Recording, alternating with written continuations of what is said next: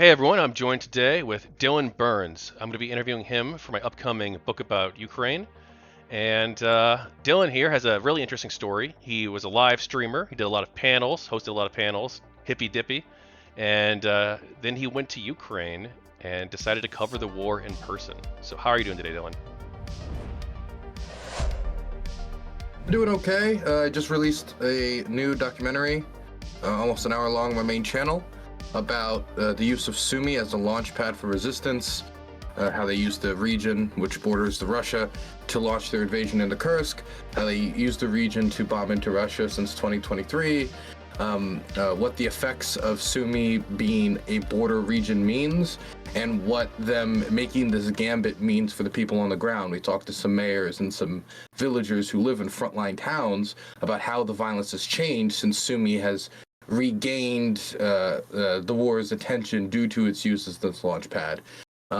We get a lot of diverse perspectives. My view on it was to start with an aggressive, very hard opinion, and then build a more complicated mosaic around it. And that's why I opened with somebody in the documentary who actually thinks the Kursk invasion was a mistake and was chewing out a press officer about it on camera. But I mean, I wanted to, I was not always the friend of the Ukrainian press officer over here at DylanBurns TV. I think generally speaking, as a pro-Ukraine, that's the case. But I wanted to show as many perspectives as possible, and that includes the more pessimistic ones. So I'm really excited that I got to release it finally because I've been working on it for a bit. So you say that you started with a strong perspective. Now, do you personally come in with like a strong perspective when you look at things and then try to branch out from there, or do you try to Oh approach it as God. neutral as possible at first and then? Sometimes I get annoyed because I'll put together something and I'll go out and I'll gather, because sometimes I'll go to somewhere to film because I got the opportunity and maybe I'll get something interesting, and sometimes I go there with the purpose of this is the film I want to make, and maybe there's a general idea I want to get across. But I don't like the idea of taking a narrative. I'm coming here to film a documentary. This is the narrative I'm going to sell to people, because documentary is about like real life, and real life are not necessarily going to just bend its will to the narrative you want to get across, right? Like if I want to get across that Ukrainians are fantastic and amazing and they would never commit a war crime, I probably wouldn't open with the first interview in this documentary, because he talks multiple times. Man, if I was in Kursk, no prisoners, man. I don't see them as human. And those types of perspectives, like I can't know that those are going to hit me, and I can't go into it knowing that this is a point I want to get across about it. And so I think it's better to just have a general idea of, I can have an idea, a general guideline, a vague, almost like river path that has been treaded before me that I can follow, but I can't have a general perspective I just need to hammer home, because I don't know if that's what's going to be communicated by the reality I see. And I also don't want to. I feel like I almost become a propagandist, because sometimes I'll send over a piece to somebody and it'll, it's kind of all over the place. Sometimes there'll be somebody on one part of the documentary saying, the war, we're going to win it. Actually, the odds are really in our favor. They're really energetic and they, very happy. The other end of it, the person's like a huge doomer.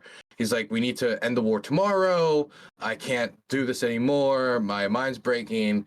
And somebody will look at all of this and say, Dylan, what am I supposed to take away from this? I'm like, I don't know. Whatever you want to take away. You come to your own conclusions. I'm kind of documenting that. And I think in my head, I kind of don't know sometimes which way to lead towards. The next piece that I just finished the script on, or I'm going to be finishing the script today, so we can just get started right away on the next documentary, is a piece on the human safari in Kherson.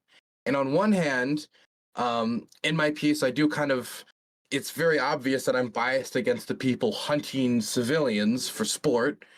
But I also don't want to feel like I'm ever belaboring the point and becoming like, this is what you have to believe when you look at this footage. Because I feel like sometimes it's a little on the nose kind of. I want it to be like a multi-tool, something that's not just for me communicating one point, but so people can get the general idea of what it was like here. And that means when I get across about like, this is why X is better than Z or whatever. Do you know what I'm trying to get across here? You're muted and I cannot hear a You thing. are correct. Sorry. So yeah, I think I do. So you go in, you try to analyze things from you try to understand like a general outline of it, but then when you move in, you don't know what you're going to experience. It could be completely different than what you thought. Have there been any of those earth-shattering moments for you where you were like, I'm going in, I think, from what I hear from other people, maybe the battle's going really well, but then you get there and it's like, oh, maybe oof. Or things like that or Um, I think that sometimes I'll hear like the status of a battle is going a certain way. I'll get there and it's going a little worse, or I'll hear like a government kind of cheeriness about a situation versus the on the ground, like kind of more realistic like analysis of the situation. I've engaged that a few times, but I think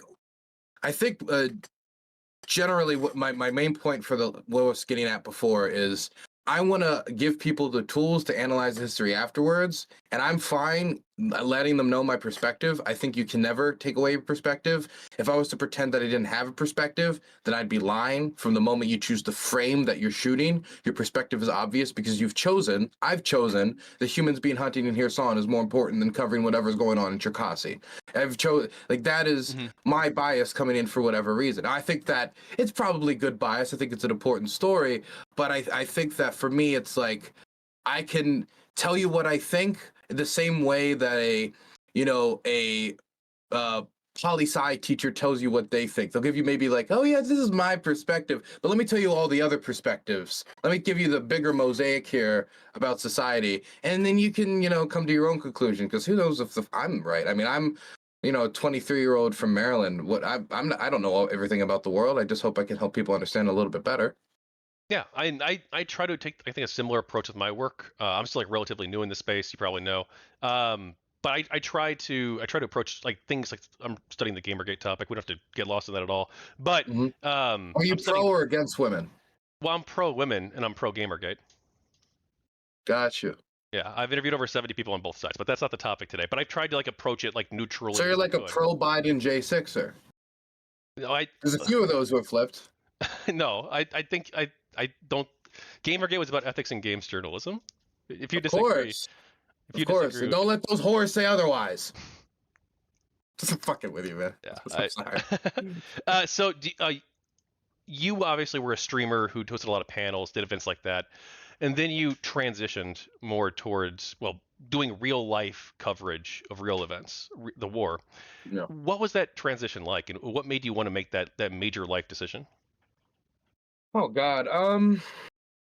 Well, I always saw streaming originally when I got involved in it as a device to do other things. It wasn't like an end in and of itself. Originally, I saw it as, oh, I've given a few interviews because I did political activism when I was very young. I was 15 when Bernie was running, and that's when I was like really bought into like the politics fold and started working in campaigns trying to get interested.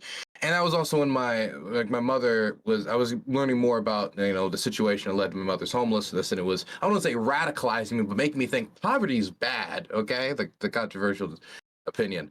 And so I think that pushed me towards politics, and then I got a more concentrated foreign policy, and then I started my show after I got a more concentration foreign policy after going on a few podcasts and other shows, and their audiences thinking, oh, for somebody who's quite young, he knows, I guess, enough to not be laughed at. And they tuned into my show. I got a stream. And so it was always foreign policy. Foreign policy was always in the background and always kind of looming over the show. But the show was never an end all be all, but it became the main way I could pay my bills. And when I had to go live on my own, then, it was a lifesaver. It was a lifesaver to me. But since it wasn't an end all be all, when I saw like an ability to use streaming to improve my coverage of the war in Ukraine, when so many people had gotten it wrong about not only the invasion not happening and people just confidently saying the invasion is not happening, especially in this space too, and then moving on from that and then saying, well, now that it's happened, it's all going to be over in like a week. It's all going to be, and there was just so many miscalculations. But if you go back and you look at the people who are on the ground, Ben Hodges, people who were there involved in the training of Ukrainian soldiers, or those who were more embedded in Ukraine itself, they weren't saying Kiev's about to fall in a week, because they could see that reality on the ground. They could hear the voices of the people. They could hear, like, these people, yeah, they're going to fight street by street. They have no interest in giving up their civil society in order to fluff the image of the Ruski Mir. And so I think that what I really wanted to do was go and improve my coverage on the ground. Originally, it was only supposed to be Poland and Warsaw. But you know how life is, right? You're like, oh, I'm going to drink a shot. Okay? I don't want to get crazy tonight. I want a shot. Well, I mean, 2 shots is basically 1 shot, right? Warsaw is basically Lublin. Lublin's still Poland, but it's just closer. And Lviv is just right next to Lublin. Technically, it's right over the border, but it's like, and then it just did that over and over and over and over again until I was filming on the front line, and I got a real passion for the idea that there was a philosophy that's really communicated to me in a quote that, like, journalism is the first draft of history, and the idea of being able to help work on those first drafts, which I think are extremely important for how all the final revised draft looks like, is super important. And I feel very privileged that anybody would even consider the work I do to maybe adjust that first draft slightly. So, I've gotten more invested that way. So you've mission creeped yourself into danger. Yes, that's exactly what happened. So, no, I've never talked with somebody before, I don't think, who's actually been on a. Well, actually, my grandpa fought in Korea, but who's covered a war, like as a correspondent or as someone who's on the ground. What's it like being there on the front line and having your own life in danger as well as the people you're with? What's it like being there on the ground? I think that there's certain things that really annoy me. Certain, like, how do I put this? The difference in conversation between the many Western capitals and TV shows and podcasts about what's going on the ground and what's being discussed on the ground about the day-to-day realities. I mean, the obvious stuff is like, oh, most people overseas don't know how bad the blackouts are, how, like, 12-hour rolling blackouts and how that could actually affect your life. Most people don't know about all of the random, like, hospital targetings and stuff like that. Like, when I was in Sumi filming this documentary, a nursing home was targeted, and it killed nursing home residents. And I was there for that. It was awful. It was probably one of the worst things I've been present for. And I've visited seen some pretty awful stuff here. But it was barely like a headline. Because this type of stuff has been so normalized. I mean, the fact that the Russians are openly hunting humans in Kherson, ambulance crews. I mean, I couldn't find an ambulance crew that had not been bombed purposefully by the Russians. It's you cannot find people who are not being bombed purposely by the Russians in Kherson, and it's just not that big of a story. And so there's a lot of stuff that just, like, doesn't make the big leap from cared about domestically in Ukraine to cared about in the international community, either because they've been tired out by brutality, whether it be in Gaza, whether it be in early brutality, whether it be the fact that they've heard enough about Ukraine and the viewership is down, which it is.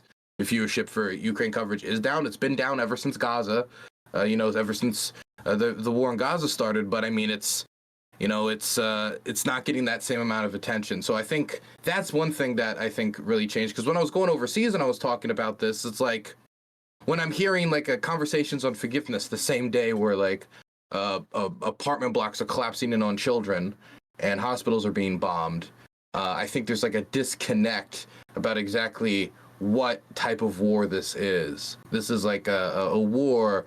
This isn't like a brother war. This is a hate war, where they're trying to annihilate an idea of a nation, which takes a lot of violence. To eliminate a national idea, of course, it's going to take a lot of violence. They weren't able to do it through mass starvations and all this other stuff, so of course it's going to be this violent. And I think sometimes, and I know this sounds cliche, but the brutality just cannot be properly communicated, both because people don't pay attention, sometimes, like, even when I try to communicate brutality, sometimes I'll get, like, corrected, like, Dylan, you forgot this detail, and it makes it even worse.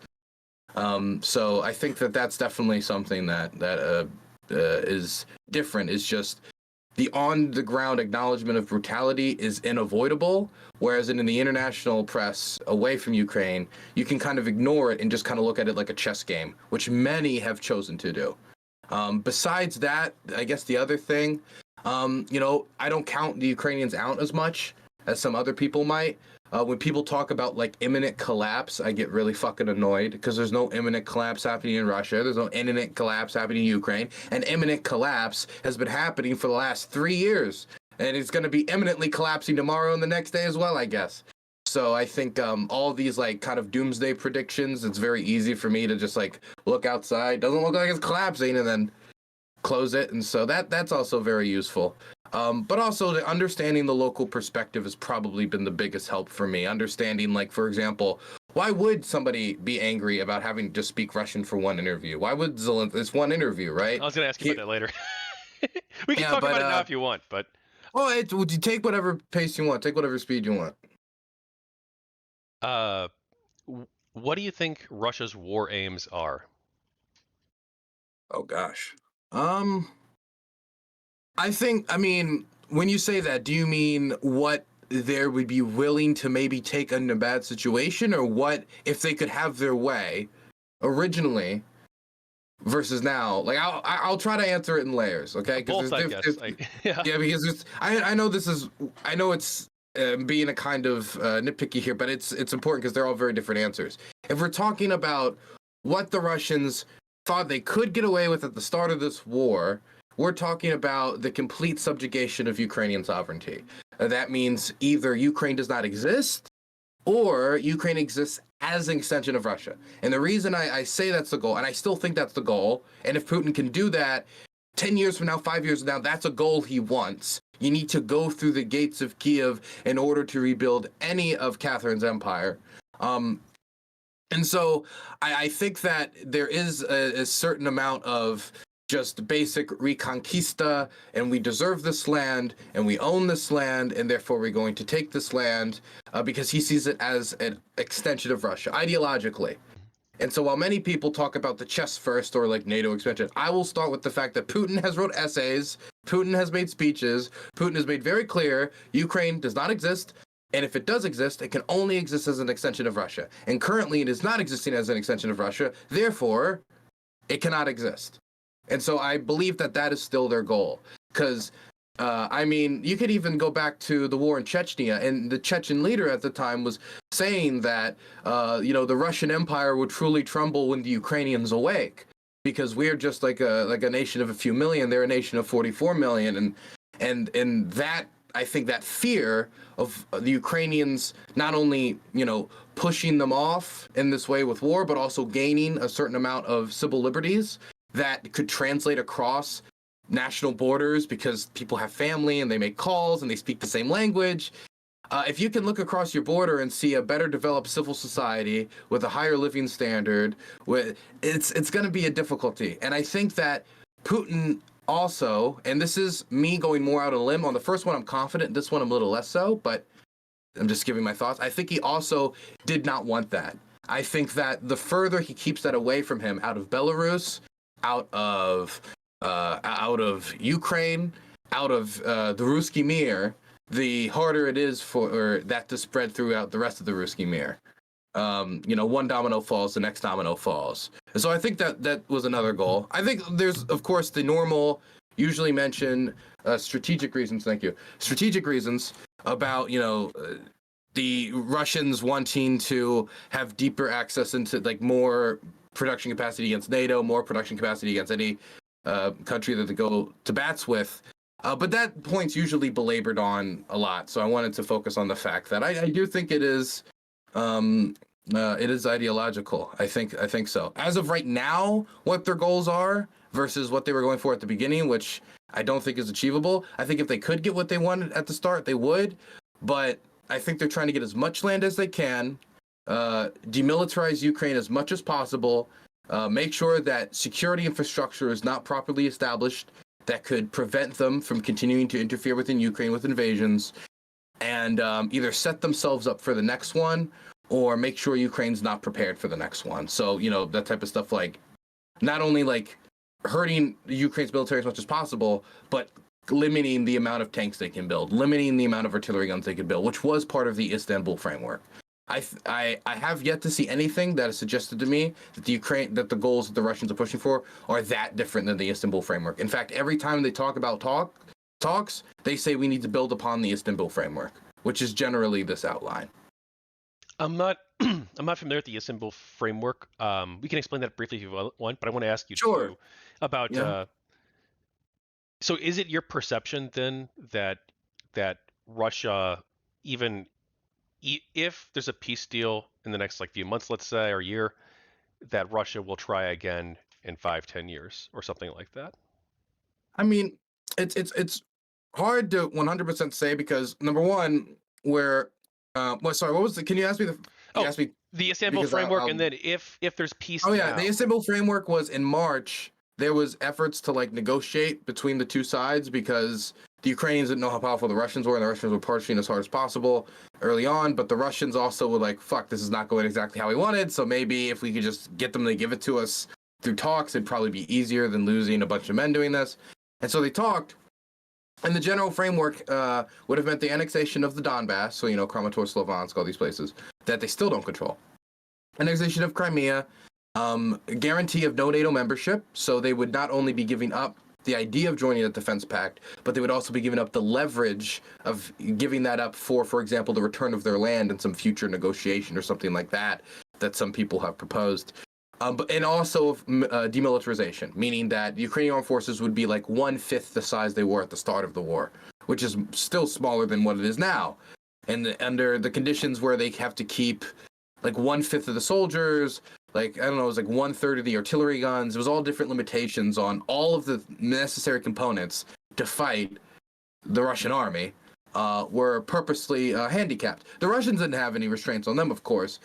It was the Ukrainians, the nation that got invaded, that for some reason had to be politically neutered, not the country that was doing the invading. That is the Istanbul framework. And I get angry sometimes because when I hear certain people talk about like opportunities for peace, it's not an opportunity for peace if you just reschedule the war. And if you're creating conditions that are not stable enough because the Ukrainians don't have leverage to disincentivize the Russians from attacking again, the Russians have said they wouldn't attack, and they've attacked many times, not just Ukraine and other locations too. So we can't be naive here. We can't be naive here. We have to create conditions that makes war a hurtful option for the Russians that they know is going to be like painful for them, going to hurt their credibility, and make it as big of a disincentive as possible. But that also means you can't tell the army that needs to defend itself to get rid of all your hard power, which is what the Russians wanted in the Istanbul framework. So until that is gone out of any Russian request, I don't see any potential negotiation succeeding. I also find the issue of land swaps probably very difficult to address right now. The Russians cannot allow Kursk to be held. The Ukrainians are probably not going to sign away the rights to all the land that's currently occupied because a lot of Ukraine is made up of people who have been displaced from those regions, and just saying you're never going to return home. I mean, it's just not what the Ukrainian people want, even though most Ukrainians want negotiations. If you check the Gallup polling that says that, if you narrow it down further, it's like only 29% of Ukrainians who are willing to make territorial concessions at this point for negotiations. Now, I'm for negotiations if it can bring peace, but if somebody says I'm for negotiations, and then the first round of negotiations happen, and they say, give us all this land on top of Zaporizhia, Kherson, Donetsk, Luhansk, like, they're going to say, wait, I was willing to maybe talk about Crimea.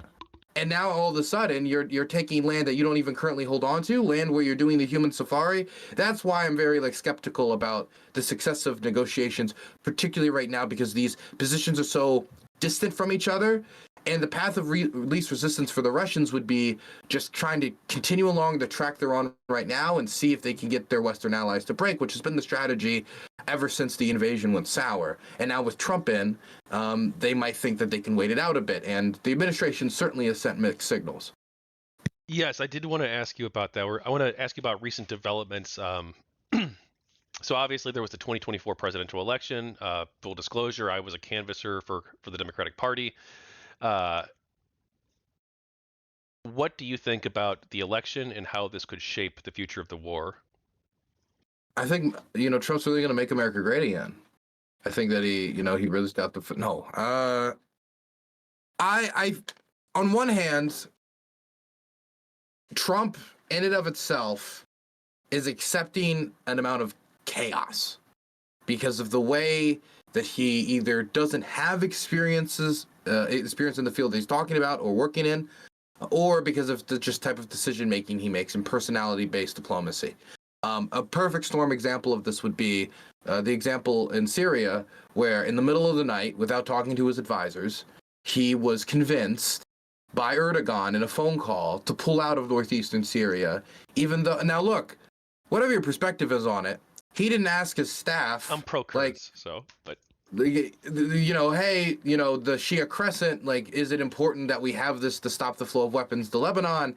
Hey, is this important for American credibility due to not only keeping up our arrangements, but our historical relationship with the Kurds and the knowledge of us repeatedly backstabbing them? And the possibility of continuing to make agreements with them in the future if this is the type of relationship they view with us as a backstabbing relationship. He didn't really think any. He just kind of allowed Erdogan to roll him, and in the morning, he defended it post-fact. He just started thinking of justifications backwards. I don't know if you remember what he said about the Kurds in Normandy, but the reason he gave as for why we couldn't continue to support the Kurds in Syria, the SDF, the YPG, the YPJ, who had done most of the ground fighting against ISIS for Operation Inherent Resolve when we were working with them, was because they weren't with us at Normandy. They were not with us in 44 storming the beaches, and so therefore, how strong of an ally are they? But then, you know what's funny about that? Then you get to NATO and the people who were with us when we stormed the beaches, and he's not even consistent on supporting them either. So who is an American ally? Who is American ally? Israel, Egypt, I guess, and the rest of the world, play second fiddle. But point is, that chaos will always scare me. Now, that doesn't mean that that's the most likely outcome, is that he's just going to go crazy, especially since, he does have people around him, people who are extremely loyal to him, so if he gets set in something, they're going to probably do it. But, he does have people around him who could check him to some degree, and he has reasons as to not just abandon the Ukrainians. The Ukraine is still tremendously popular amongst the American population. Very few Americans support Russia and would be happy to see the Russians taking any more major Ukrainian cities. If they took Kherson back, if they took Zaporizhia back, and we got footage of that out under Trump's watch, that would look really bad. And if it could be at all connected to Trump's behavior, then it could be the first major scandal of his presidency. I mean, he said it was going to be the first thing he dealt with, 24 hours. He's already failed on that front. And so then he goes from 24-hour peace deal to major cities falling under his watch. It's something that would be bad for his brand. And if Trump cares about something, it's those gold letters that make up his name.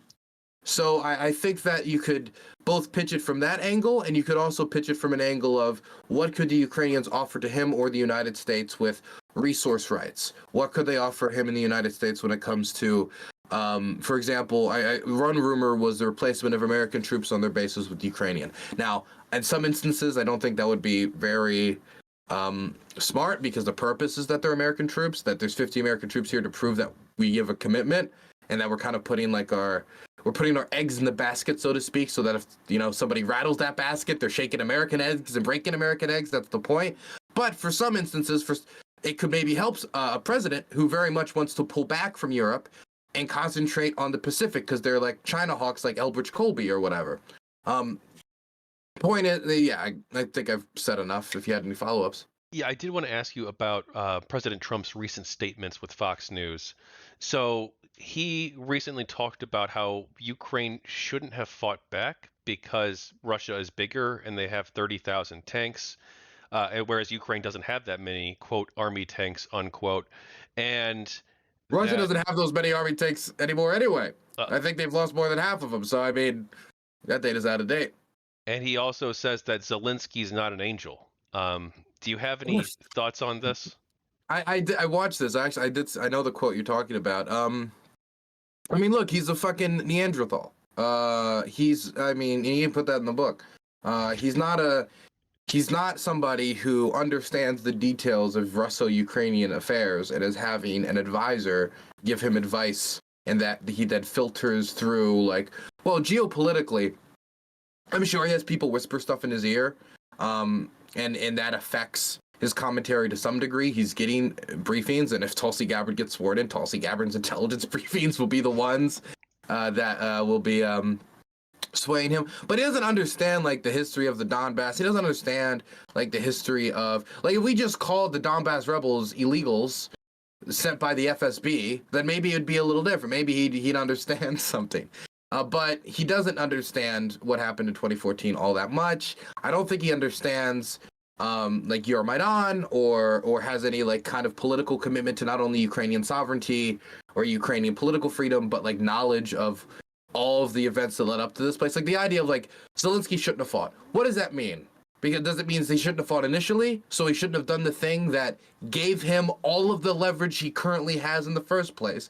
Well, that doesn't make much sense. So if we're being generous, we could say that's not what he's saying, because it wouldn't make any sense that, oh, we're invaded, we just give up, right? That Trump's official position is that he should have said, give me a ride, not ammunition, is probably not the bravest position of a commander-in-chief.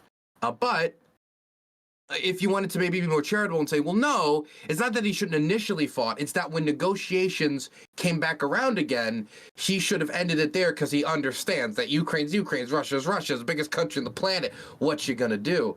But that negotiation would have been March, and it would have been the Istanbul framework we talked about before. Mm-hmm. And so the question would have to be put to Trump that if he thinks it would be smart for a nation to give up all of its weapon and military to a nation that had invaded them like 2 to 3 times, and I'm saying 2 to 3 because they did invade the Donbass a few times without patches on their shoulders. Mm-hmm. So it's exactly hard to say exactly how many times, but who invaded you a mystery number of times in the last decade, to just get rid of your armed forces and hope and pray and wish upon a star, click your fucking heels together, hope Peter Pan comes through the window and takes you off to Never Never Land and grants all your wishes. It's not going to happen.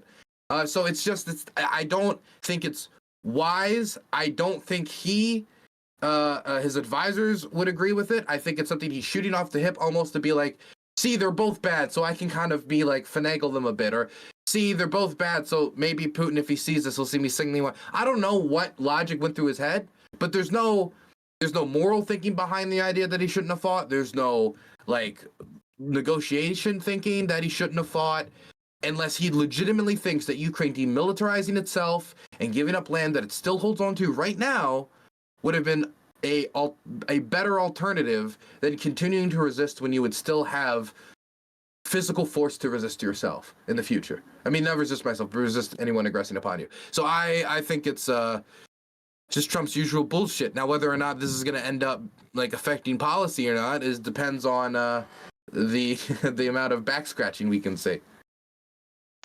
Now, another recent development is that North Korea, a few months ago, entered the war. They sent reportedly, I believe it was, well, you probably know the number more than me. I think it was like over 6,000 at first, but I think it became like 10. But you can tell me the exact number if you'd like. And has this changed the conflict? Has this escalated it? Are they effective fighters? What do you think of this? I mean, like, I don't know the exact number, but it's like a couple thousand at least, probably.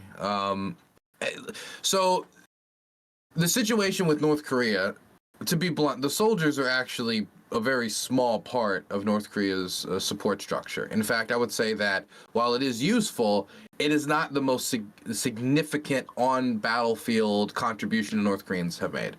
The North Koreans are making up maybe like half of Russia's artillery arsenal. Like half the shells that they are firing into Ukraine are North Korean. If they did not have those North Korean shells, they would be firing half the amount of times they're currently firing into Ukraine if they could not find another alternative for the North Korean option. Now, those shells are maybe not going to be tippy-top shape, 155 millimeter, clean as a whistle, signed freshly. It's maybe that's not what they're going to get, but they're going to get shells, and a plurality of them will work. And so if that means more firepower, that means more fuel for the Russian offensive. And that, in my mind, is actually the biggest contribution the North Koreans have made, both in artillery shells and in the supplies that Russia needed to actually keep the aggression on. Despite the amount of critiques and laughing as people was going to make of the North Korean artillery shells, if half of those things generally fire towards and generally hit around their target, that's hundreds of thousands of more shells falling on the battlefield, which you can certainly feel the difference. So I would say that that's a big contribution that they have made. But the more recent one that might have more political implications because of the standards it could set, and could be the start of something smaller that expands, is that the North Koreans have started to send troops over to Russia to then be sent to Kursk to fight in Russia against the Ukrainians. So they're fighting, as far as we know right now, the only documented like real proof we have of these guys operating is in the Kursk region. I've heard rumors of them also being deployed in Ukraine proper, but they're deployed in the Kursk region. It's what I thought was going to happen, and the reason I thought it was going to happen is the agreement that the North Koreans and the Russians signed was like we'll support each other's defense in times of attack and aggression. And it just makes the most sense because it'd probably mean it would be harder to capture them. You'd have less informants informing on them. It would just it would be simpler for the Russians all around, and it would mean that they could help alleviate one of the points of particular humiliation for the regime. And by having those troops go there and hold on the line, you don't necessarily need to send them into attack. If you send them into attack, they might get captured. If you send them into attack, a lot of them are probably not going to get killed because they can't communicate well with other Russian units, and there's not necessarily as many people looking out for them in the Russian military structure. And they could end up being used like Storm Z units, which they have been used like Storm Z units. But when you're holding, and your job is just to stand there and hold the position, it's, that could be like, if you're just told, hold here, here's a gun, shoot a man if he comes that way. That's a basic enough task for people to at least try their hand at it, even if they're not going to be the best at it in the world.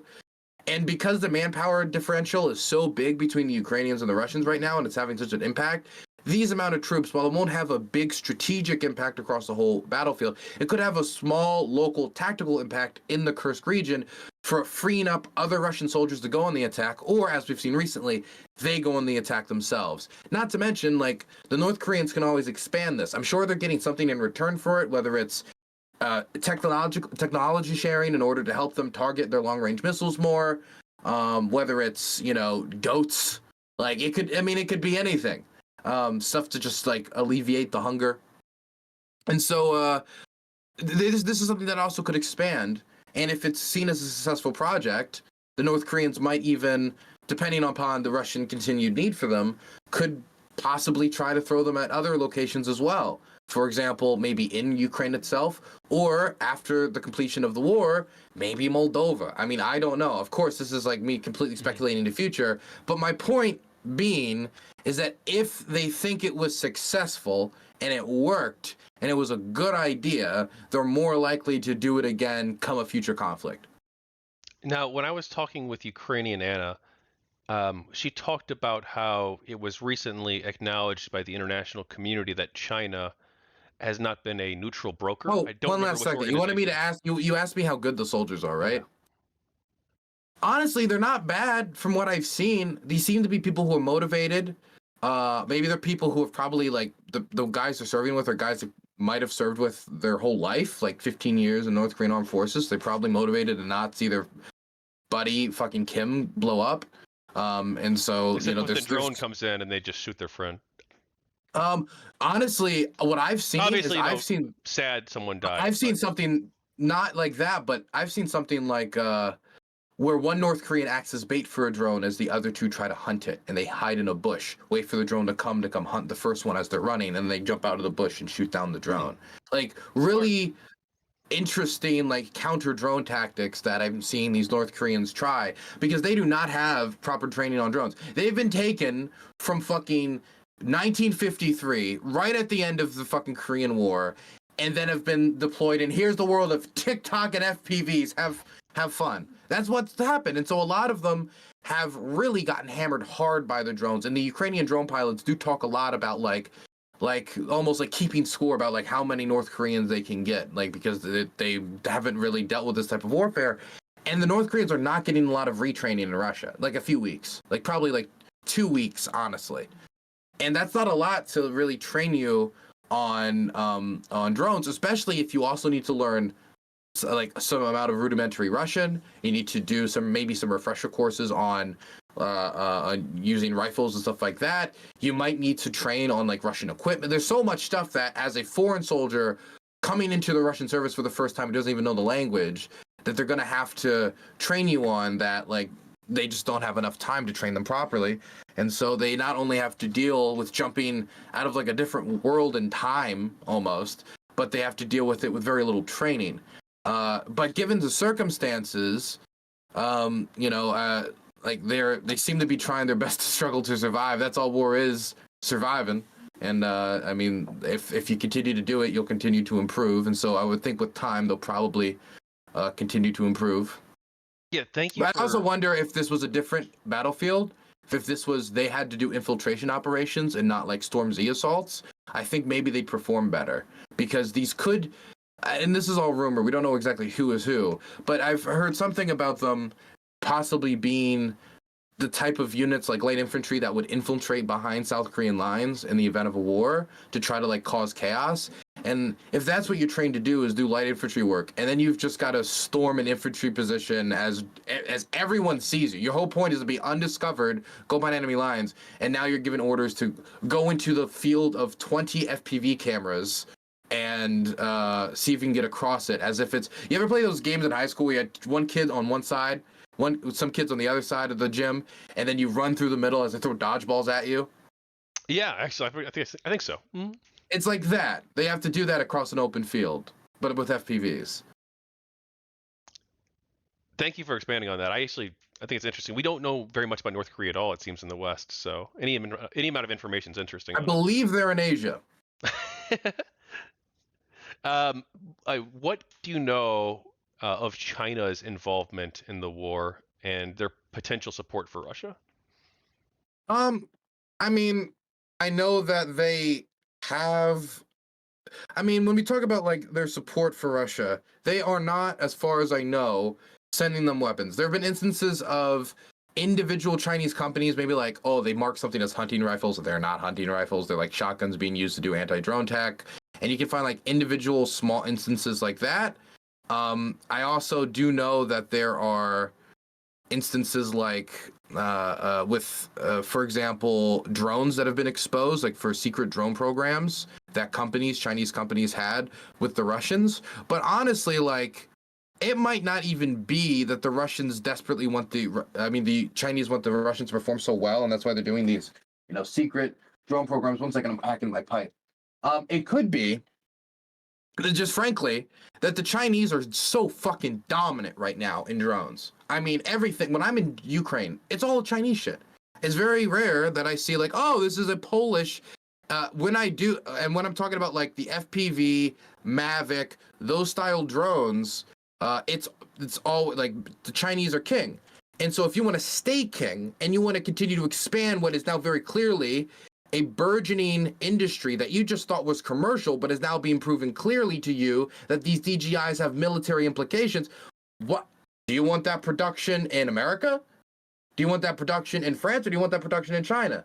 And so I think for the Chinese, being able to sell drones to both sides of the war to build up their own drone industry, which is how the Chinese companies have treated this, and technically they're not allowed to. According to the Chinese, they're not allowed to sell drones to them direct. Bullshit. The companies know they're doing it. They're offering like options without the GPS stuff and without all the stuff that you would just take out. For the only circumstance you'd be taking the shit out is if for whatever reason you didn't need a return flight, right? It's like it's very obvious that they know what they're doing. They're making the money, they're building up their drone industry, and they're going to benefit from it at the end of this as being the one that could spam out the most of these things at the end of the day. And so I think from one perspective, it's not even like, oh, rah, the Russians. It's, we can build up a burgeoning military industry that everybody can see is clearly the future of warfare as we're entering a period that is largely being described as a new Cold War. So if you were the Chinese leader, what would you do? And when you think about it from that perspective, I think it makes sense, at least for the drone stuff. But that doesn't mean necessarily that they want Russia to win, but the biggest other help for Russia has been economically, opening up the Chinese market to take the place of the European market. While they haven't been able to make up all of the lost market share, for example, energy, and they're having to sell their energy at a much lower price, which is hurting them, and they don't even have all the infrastructure in place, all the pipelines and stuff that would be necessary, even if they wanted to. At the end of the day, when you're looking at the Chinese-Russian relationship, the CNC machines that the Chinese gave them to keep their industry afloat, they would not have been able to continue the war if it wasn't for it. And so the Chinese, and the Indians to some degree, but the Chinese, through its main contribution, was leaving open its markets and not allowing itself to participate in any pressuring of Russia to end the war. The biggest pressure you could see counterance is probably the don't use nukes. If you use nukes, you won't have access to our market. Which, I mean, I prefer it that way. But like that's how I see Chinese interest. There could be some amount of interest in if America's tied up here, maybe they're not tied up over here. If they're trying to initiate something, but I think that they generally want Russia in the field to compete against American hegemony. They want to build up their own drone industry, and they also do kind of like a position of dominance over the Russians economically, like they have right now. They like being the bigger brother of the relationship, I presume. But I mean, like, these are just a few of the things. I could go on a bit, but I don't want to ramble. Yeah, I got a lot of questions. I'm not sure we'll get through them all. So I might skip some if we get. So, do you want to tell us about the current situation in Kursk and in the Donbass? In Kursk, the Ukrainians were supposed to be pushed out, I think, like 6 days ago, according to the Russians. That didn't happen. The whole plan was to push out the Ukrainians by New Year's, or by January, so that when Trump got inaugurated, they would not have that bargaining chip. And while initially they were able to have some success in pushing out the Ukrainians, they've taken back 40% of what the Ukrainians took. Most of that's open field. It's villages on the fringe of the areas that they took. And they've, while they continue to advance to some degree, it's grinded down slower and slower. Where before it was like, they took 20% in like 2 weeks. Now it's like they took 5% in like fucking 2 months. It's like, it's at a pace that it's slowed down to such a degree that I don't see them pushing the Ukrainians out of Kursk in the immediate future. Now, the problem with Kursk is if you stop investing in it, you're going to lose it. If you stop investing in new personnel, if you stop investing in new ammunition, the vehicles, then they're going to push you out because the Russians are doing everything they can at Kursk. And I'm sure there is a way to make it more cost effective, the way that you're defending and they're always on the attack, so you can take out more of them than they take of you and make it more cost effective to the war effort. If you go on the offensive in the Kursk with like mechanized assaults like I saw a few weeks ago, that's going to come with costs, but they're trying to take back stuff that they lost because they want to keep, at least in my mind, like a bargaining chip. Because the Russians cannot, under any circumstance, end the war where parts of internationally recognized Russian territory are being turned into the, like, you know, the People's Republic of, you know, this new Ukraine. No, they're not going to allow that. There's no way. And so the Ukrainians see it as like, well, if that's the case, or at least this is what I believe them to see it, then if you cannot end the war as long as we have this, so you have to get it back from us, be better if you just talk to us about it and gave us something for this. It's the potentiality of building up for negotiations, while also hopefully, and this is other stuff that they've used to justify it to themselves, in my opinion, it diverts troops away from the Donbass.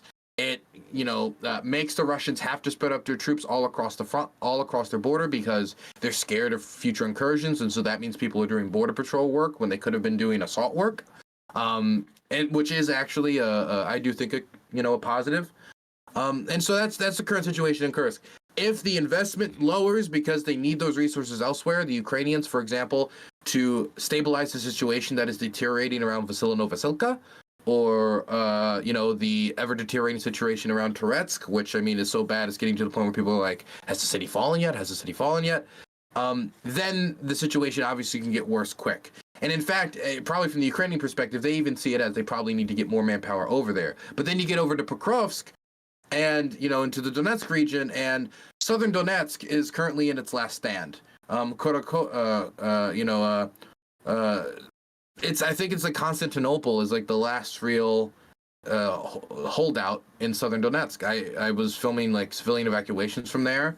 It's really devastating to think about all the civilians who are going to have their houses fought through one by one. Bullets and shell casings going through family pictures. But I mean, that is the last stand of southern Donetsk, and I think that it's likely that it will fall. And so then the question will then move to northern Donetsk and Kramatorsk and Stovyansk, which are the last two really big settlements. Of course, there's still the Battle of Chasiv Yar and Toretsk and these other battles going on.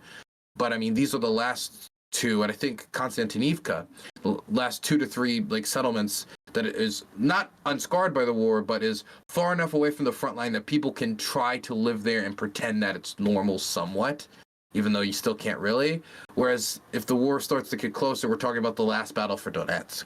So right now they're fighting desperately in southern Donetsk, so we're not talking about the last battle of Donetsk. And if I mean, the fight in northern Donetsk, if it does move up there, the Russians will see it as their last push to take the region. The Ukrainians will see it as their last opportunity to defend the region. And so if that's the equation that the Ukrainians are put into, choosing between the last stand of Donetsk or Kursk, and where to dedicate resources, you're going to be putting them in a very difficult position, trying to retain leverage for in land that you don't have, for negotiations that you don't know when are going to come, against defending the land that all of this started with in the first place. It's an extremely difficult position. Yeah, I can imagine. Do you have any thoughts on Euromaidan? And I know you've talked about corruption on your show before in Ukraine. Has it gotten better since Euromaidan? Has what gotten better since Corruption. Euromaidan? Yeah, it's gotten better. I mean, the corruption index has improved. There's like some transparency when it comes to public bidding, and because there's a lot of favoritism and a lot of, hey, you're my friend, I'll give you this contract if you know you don't have a company in this. You just make one quick, make some shell company, and you'll take the contract, skim off the top, and then do a shit job, and then we'll make a buck. Like a lot of corruption, like that. And there was still problems with it. I know that, for example, in I believe the Hostomel military district, they were giving a lot of trouble to people that were trying to do rebuilding work. I think there were some buildings in Bucha that were repaired by companies that shouldn't have been doing it and actually somehow increased the damage in these buildings in Bucha. I don't know how you're such a bad repairman that you go to Bucha and you make it worse. But somehow. And there's a lot of like deals like this where it's like back scratching, giving contracts to your friends.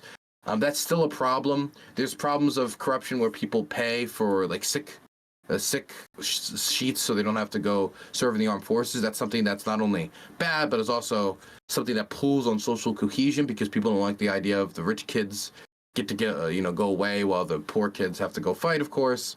But I mean, that's been a truth about war for a very, very long time. Corruption is still an issue. It's not as bad as it used to be, but it's still enough of an issue that I do think it's having a demonstrably negative effect on the war. I think the clearest example of this, even though I mean it's not taking like tons of bullets away from the front line or anything, would be the military jacket scandal, where the Ukrainian government, with a limited budget, is paying more than they need to for overpriced, poor quality military jackets, because somebody in the middle there is cutting some off the top from these poor jackets. And I'll talk to soldiers outside of Soldove who are fighting literally on the front line of the Pokrovsk fight, and they'll say like, "Oh, like I've had to pay for every uniform I've had. They've never given me a new uniform." And it's stuff like that where I imagine that it makes it worse. It's better than it used to be, which is weird. I know hearing these stories, but it is better than it used to be.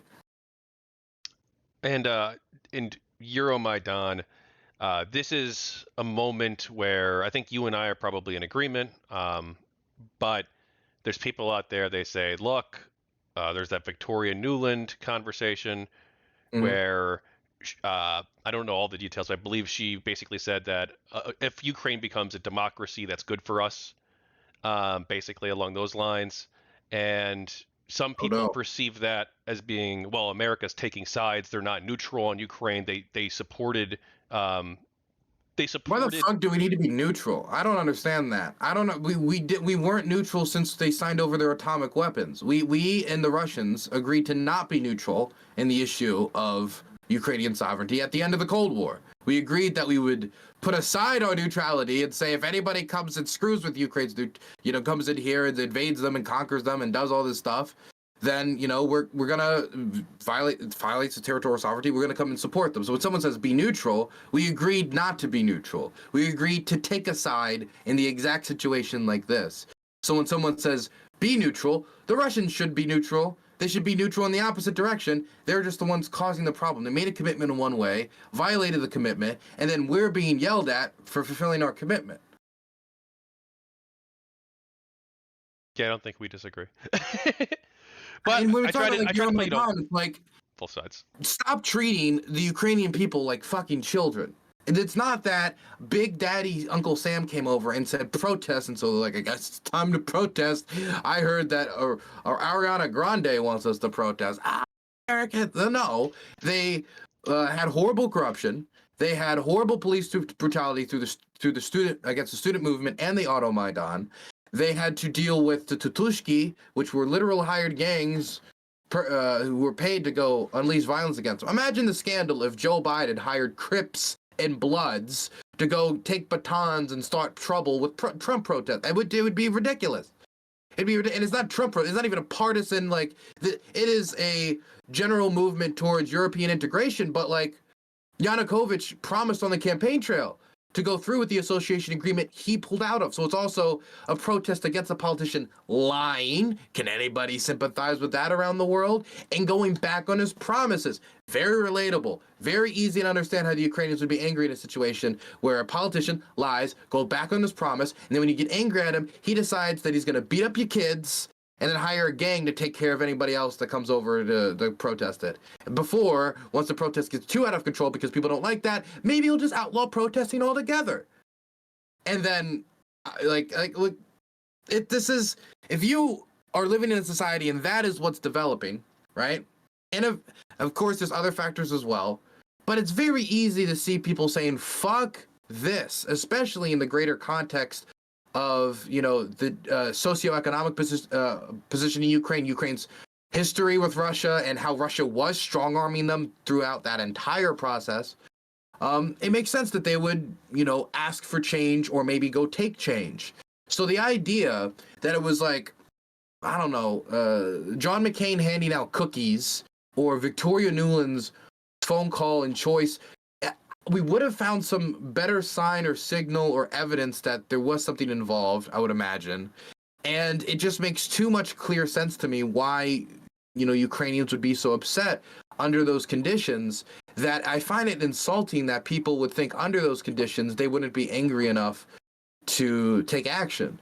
It treats them as, not politically cognizant, intelligent people. It treats them as chess pieces to move around the board. Now, we've talked a little bit about how warfare has changed. You talked about China seeing drones as being the future. And other people, the world has taken this notice, you said.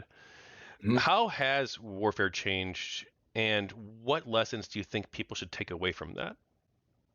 How has warfare changed, and what lessons should people take lessons? I mean, battlefield, the biggest change, honestly, is complete battlefield transparency. If you do something on the front line, people are going to know about it. If you gather a bunch of tanks for an assault, if you gather a bunch of BMPs, if you gather an infantry crew, there are not only satellites that are taking pictures that are regularly reposting these images so you can see big construction work.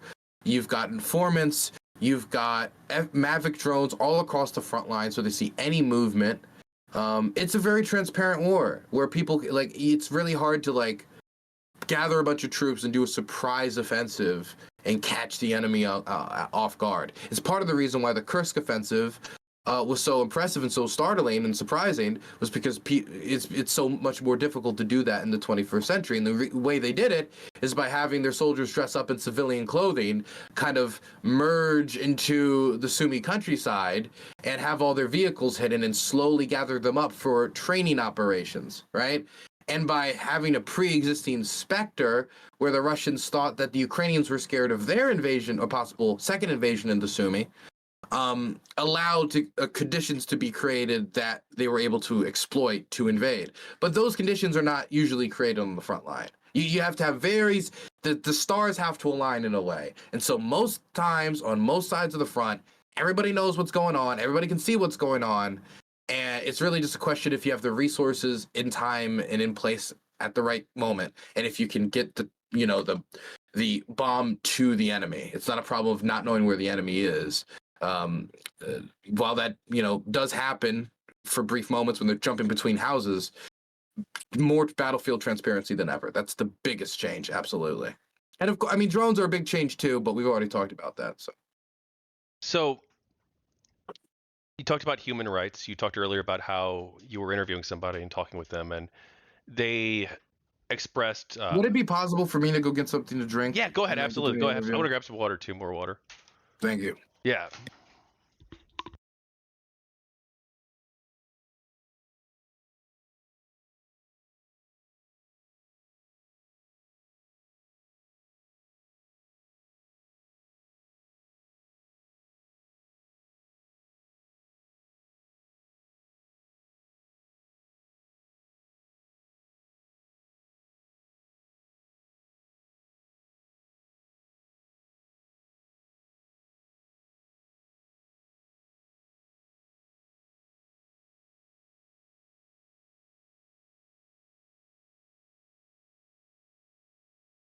Hey, chat. What's up? Like the stream.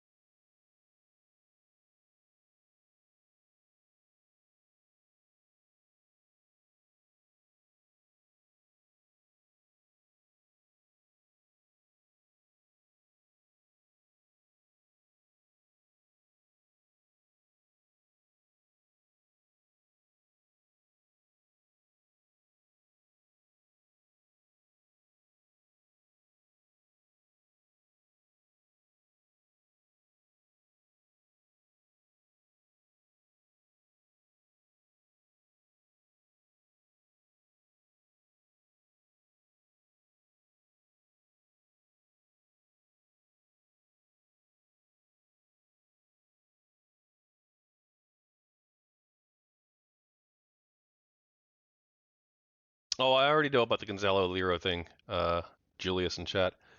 I asked Ukrainian Anna about it. I thought if I should ask Dylan about it too. It's on the question list I made for him, but we only have an hour left, so I might skip it for more important questions.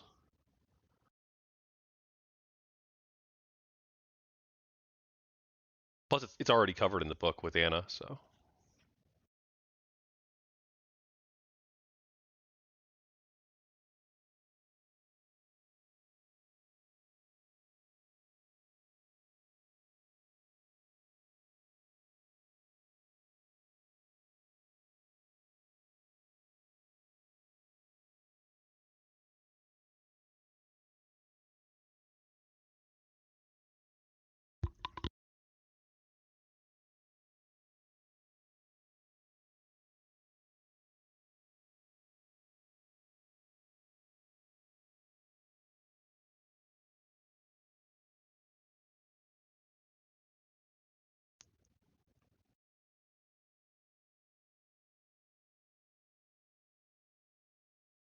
Hey, are all my Nazi flags coming up on screen on that side of my room?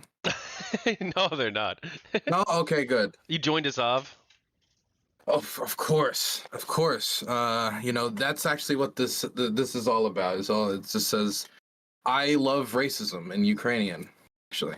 Oh, by the way, I guess I was going to ask about human rights next, but really quick, one of the talking points at the beginning of the war against Ukraine was that the Ukrainians have an issue where some people in their society hold positive sentiment towards the Banderites or towards right-wing, far-right ideology. And obviously people in every country are far right and far left and whatever, right? But what's your perception on that take, that sort of critique of Ukraine? What critique? That there's people here that are, I mean, I say Yeah. here, so I'm there There's mostly here. people, and, That and are that that are and that Ukraine has integrated them into the national defense services to some extent. Oh, sure. So that is absolutely true that there are far right people in Ukraine, and they're absolutely true that they've been integrated into Ukraine's national defense. I would even say that they were integrated into Ukraine's national defense back in 2014. And what happened in 2014 was, to put it bluntly, is that everything was shit. The government had maybe 12,000 soldiers that were really ready for war, and they were facing what was presumably the second most powerful army on the planet backing up a rebel group where it can move its army across the border and nobody's going to do anything over and over and over again. This agreement about the territorial sovereignty that was signed in return for its giving up its atomic weapons was completely being not respected whatsoever, and so they had to facing down the most powerful army on the planet with 12,000 effective troops. And so what happened was a bunch of people outside of the armed forces who wasn't corrupt. And by the way, the armed forces also was full of Russian spies, top to bottom. And so you'd get a lot of situations where people would be going on supply runs and the supply truck somehow blows up. And it's because the Russians knew where it was, because they're being told, and they blow up the supply truck. And so some groups from, for example, Right Sector is a very popular one. Less popular now. They've been kind of broken up. They don't really exist as they used to exist. They still exist as a political movement. They still have their groups, there's old veterans of it, but it's not what it used to be. And plus they were the 68th was literally, I think it was the 68th, but they literally got smashed up. But sorry, I'm getting off my point. Point is, back then, when all this was happening, Right Sector started as a self-defense group in Euromaidan with shields and batons to fight the police. They decided, well, I guess we got to go do this work too, made their own units outside of the armed forces, and then went and fought the Russians. Now, they were actually outside of the official structure of the army, so they didn't have to go by army regulations. They were basically a militia that was going out and fighting the Russians because the government was too corrupt and full of spies to be able to do it on its own.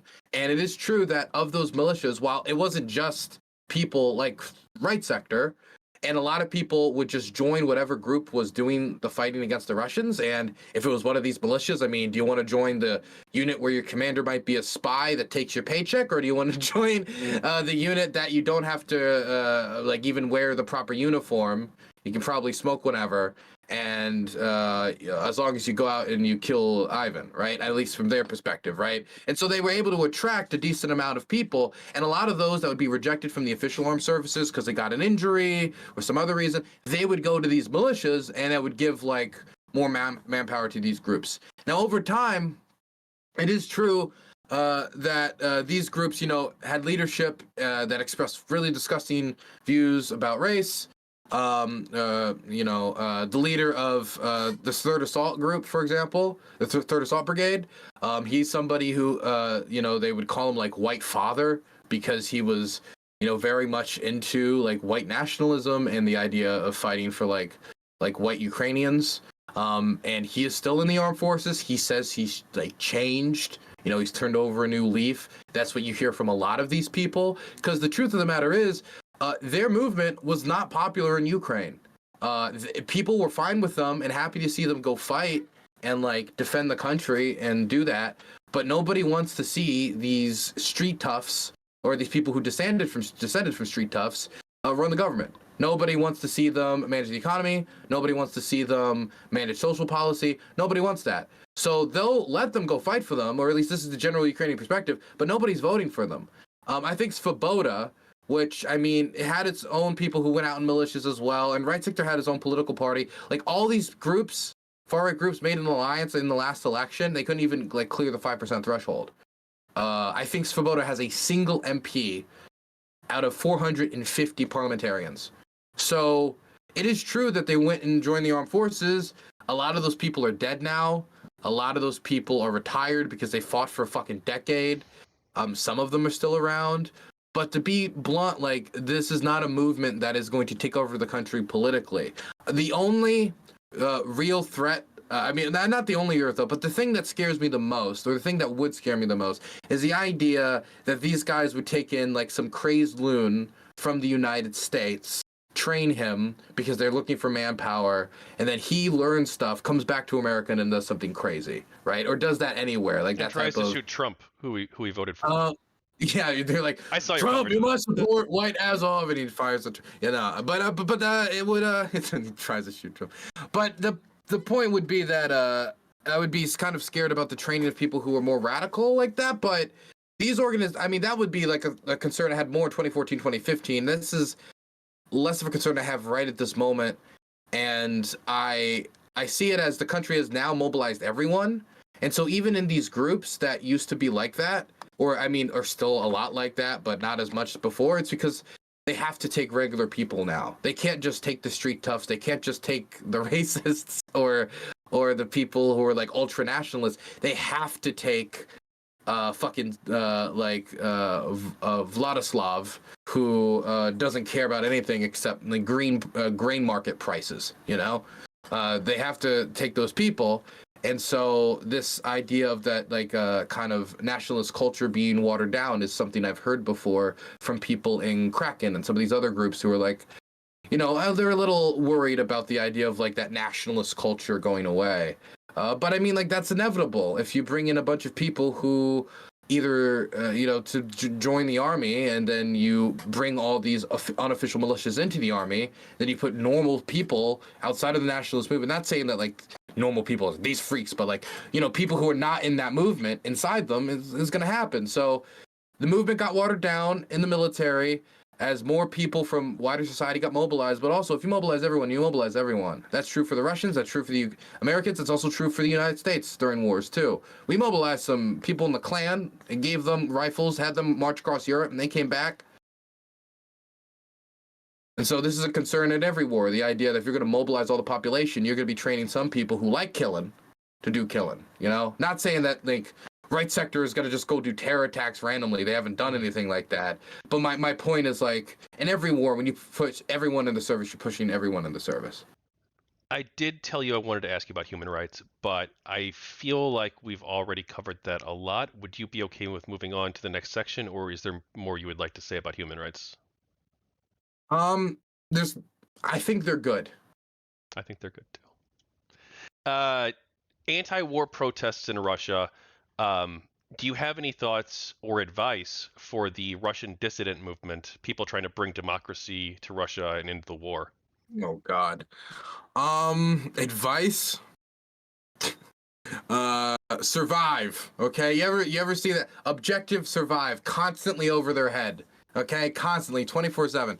I mean, like, at this point, the Kremlin has a thumb on everything. If they think you're doing something to build civil society, they can just throw you in a jail cell. They can trump up some bullshit, and they can do that. And so right now, like, public displays of resistance are always just like asking to be arrested, almost, in a way. And it's not saying that it isn't something like somebody going in public and protesting against war, getting arrested. Like, it might shake a few people walking to work that day. It might, but I don't know how much of an impact that would really have compared to the demonstrably negative impact on that individual's life. I think the big thing is to create opportunities for discontent, create opportunities for dissent, try to create opportunities where people can express the difficulties that the slaughters brought into their life, because until it's discussed openly, until people, and one person says, yeah, and another person says, yeah, you're right, it is bullshit, we can't buy these eggs anymore.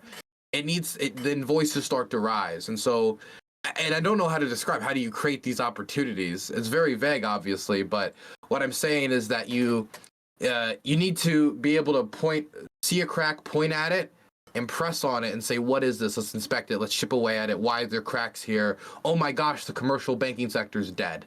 They've completely destroyed Russia's banking sector in order to keep the military afloat.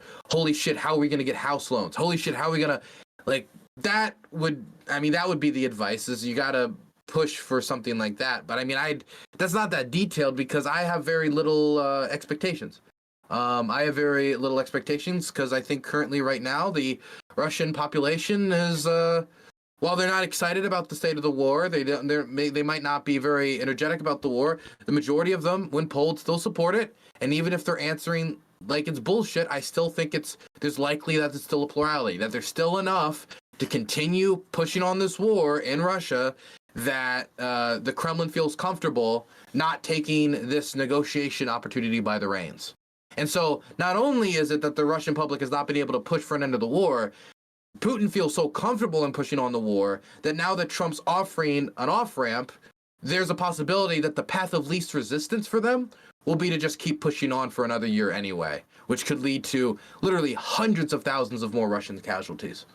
And that is a very scary phenomenon. But to think that if the Russian public might be willing to do that, it's like, how much do you think of the Russian public, or a public that would be willing to take that type of a beating? Maybe not even from like a sympathy angle of like, oh, should I sympathize with them, but from an angle of like, how do I inspire these people into action?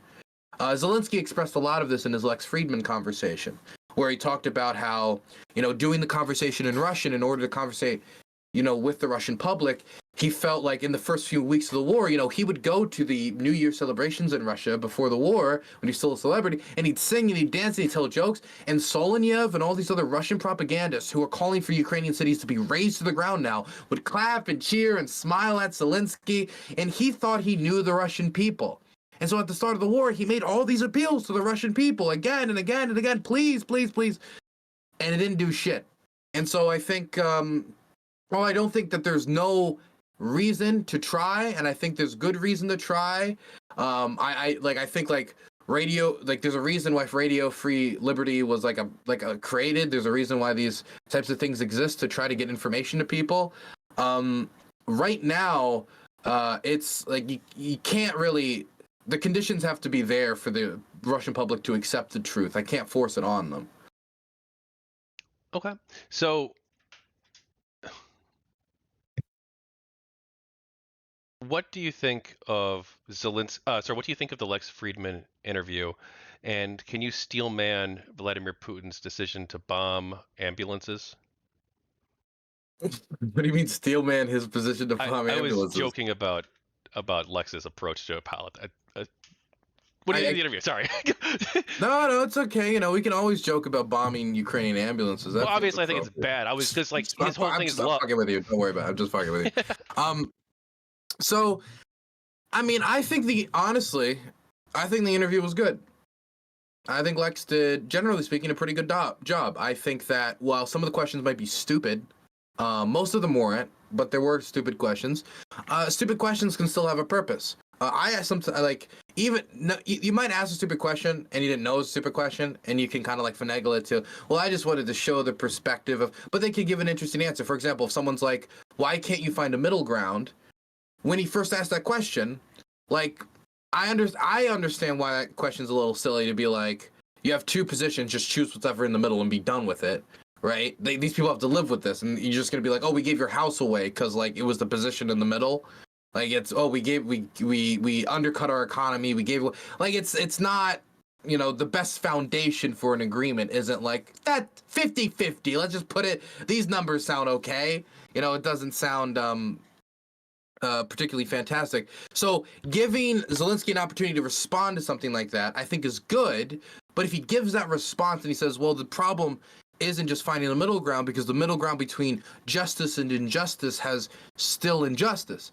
And in order to build a long-term sustainable peace that doesn't have Ukrainians fighting another generational war down the line, we need to get something that is just enough for us to be able to live with. This isn't the exact word to use, but the general idea.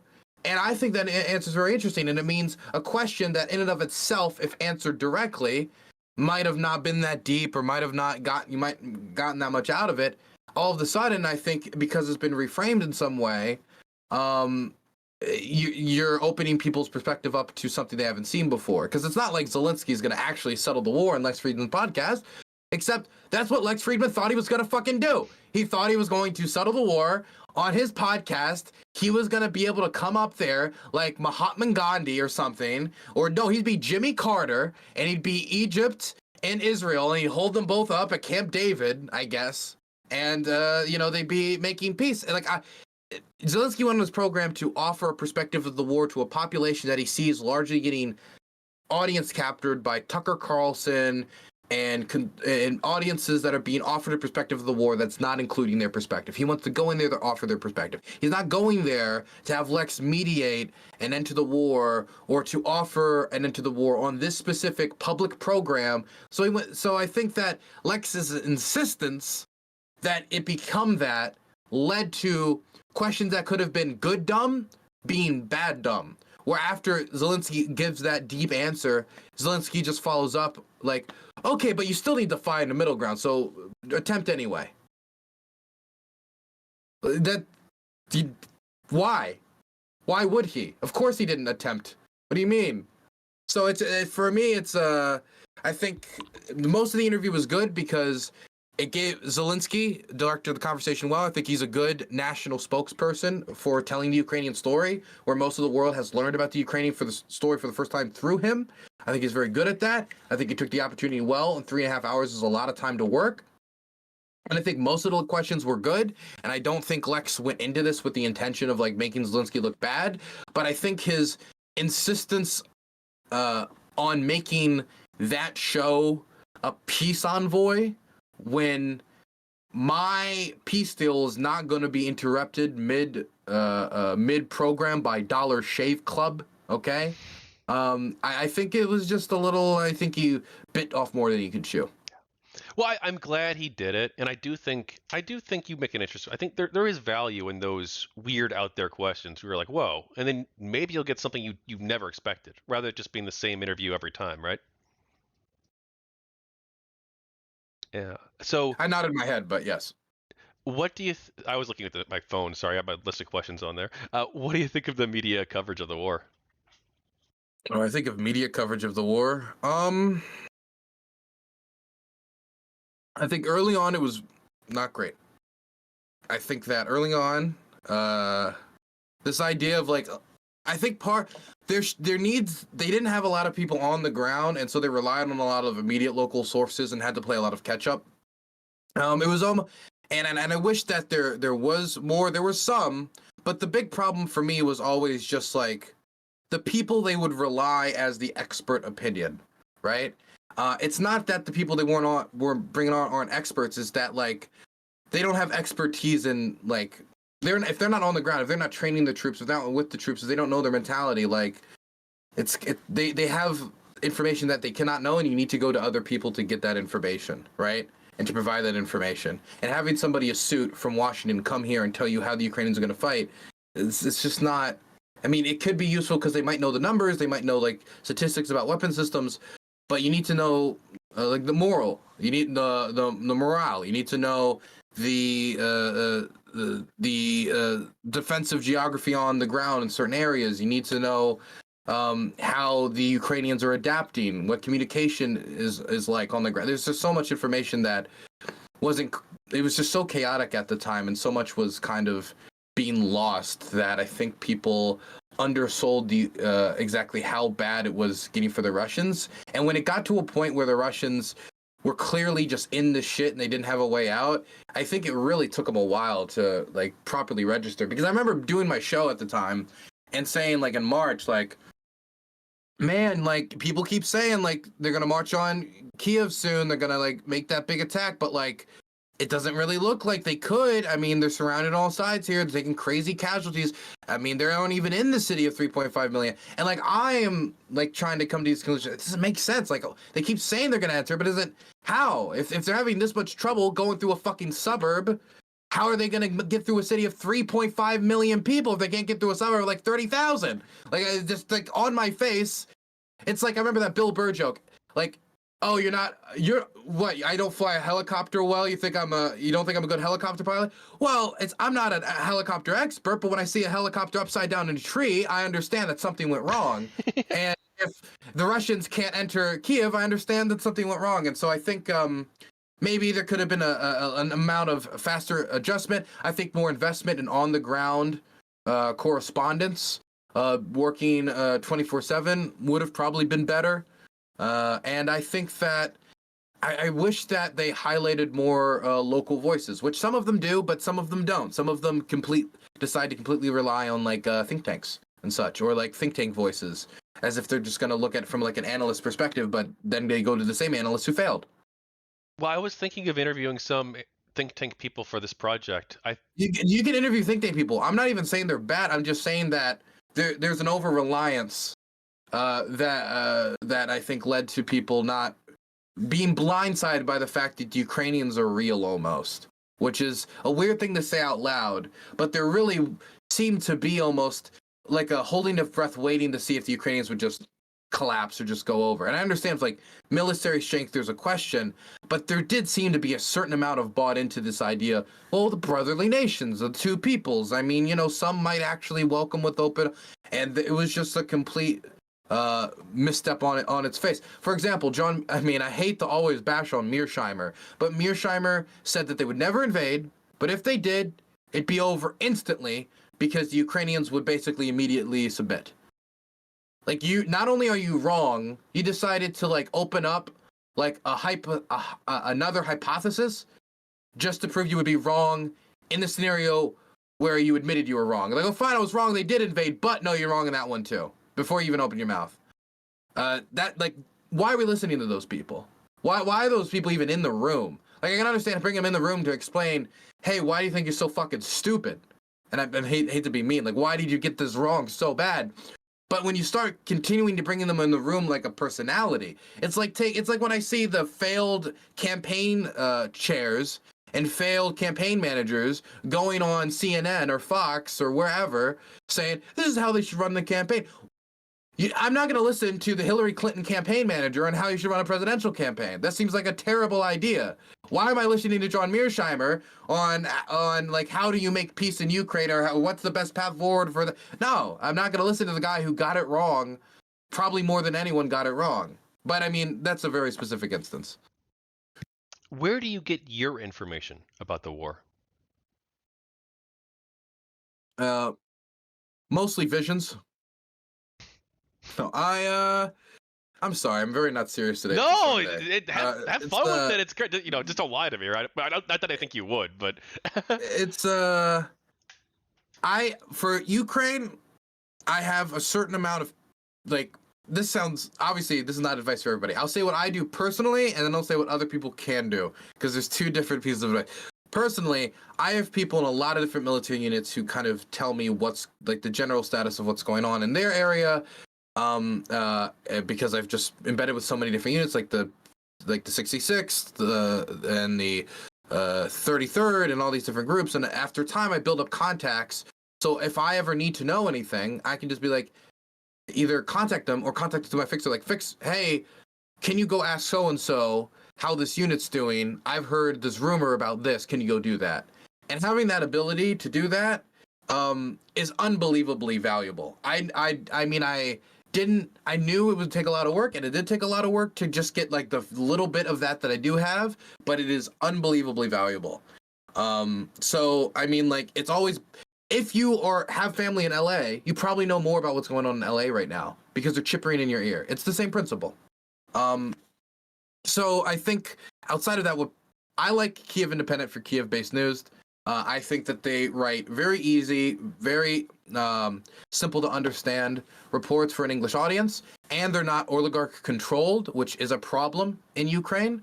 They are not oligarch controlled. So that's very good. And in fact, they got established originally as almost a rejection of oligarch control in and of itself. So I even agree with them as an organization in principle. And so I'm pretty happy with the Kiev Independent. Yeah, I mean, like, for Kiev-based news, I think that's like the simplest stuff. If you want to, like, I don't know, get involved in IR or stuff outside of Ukraine, like foreign affairs is always a good place for people to start if they're interested in international relations and foreign policy and hearing diverse perspectives. I know people think it's like full of a bunch of establishment chills or whatever, and it is, but you know, the world's full of many establishments. I'm not anti-establishment. I think liberal democracy is fucking nerd. Sorry.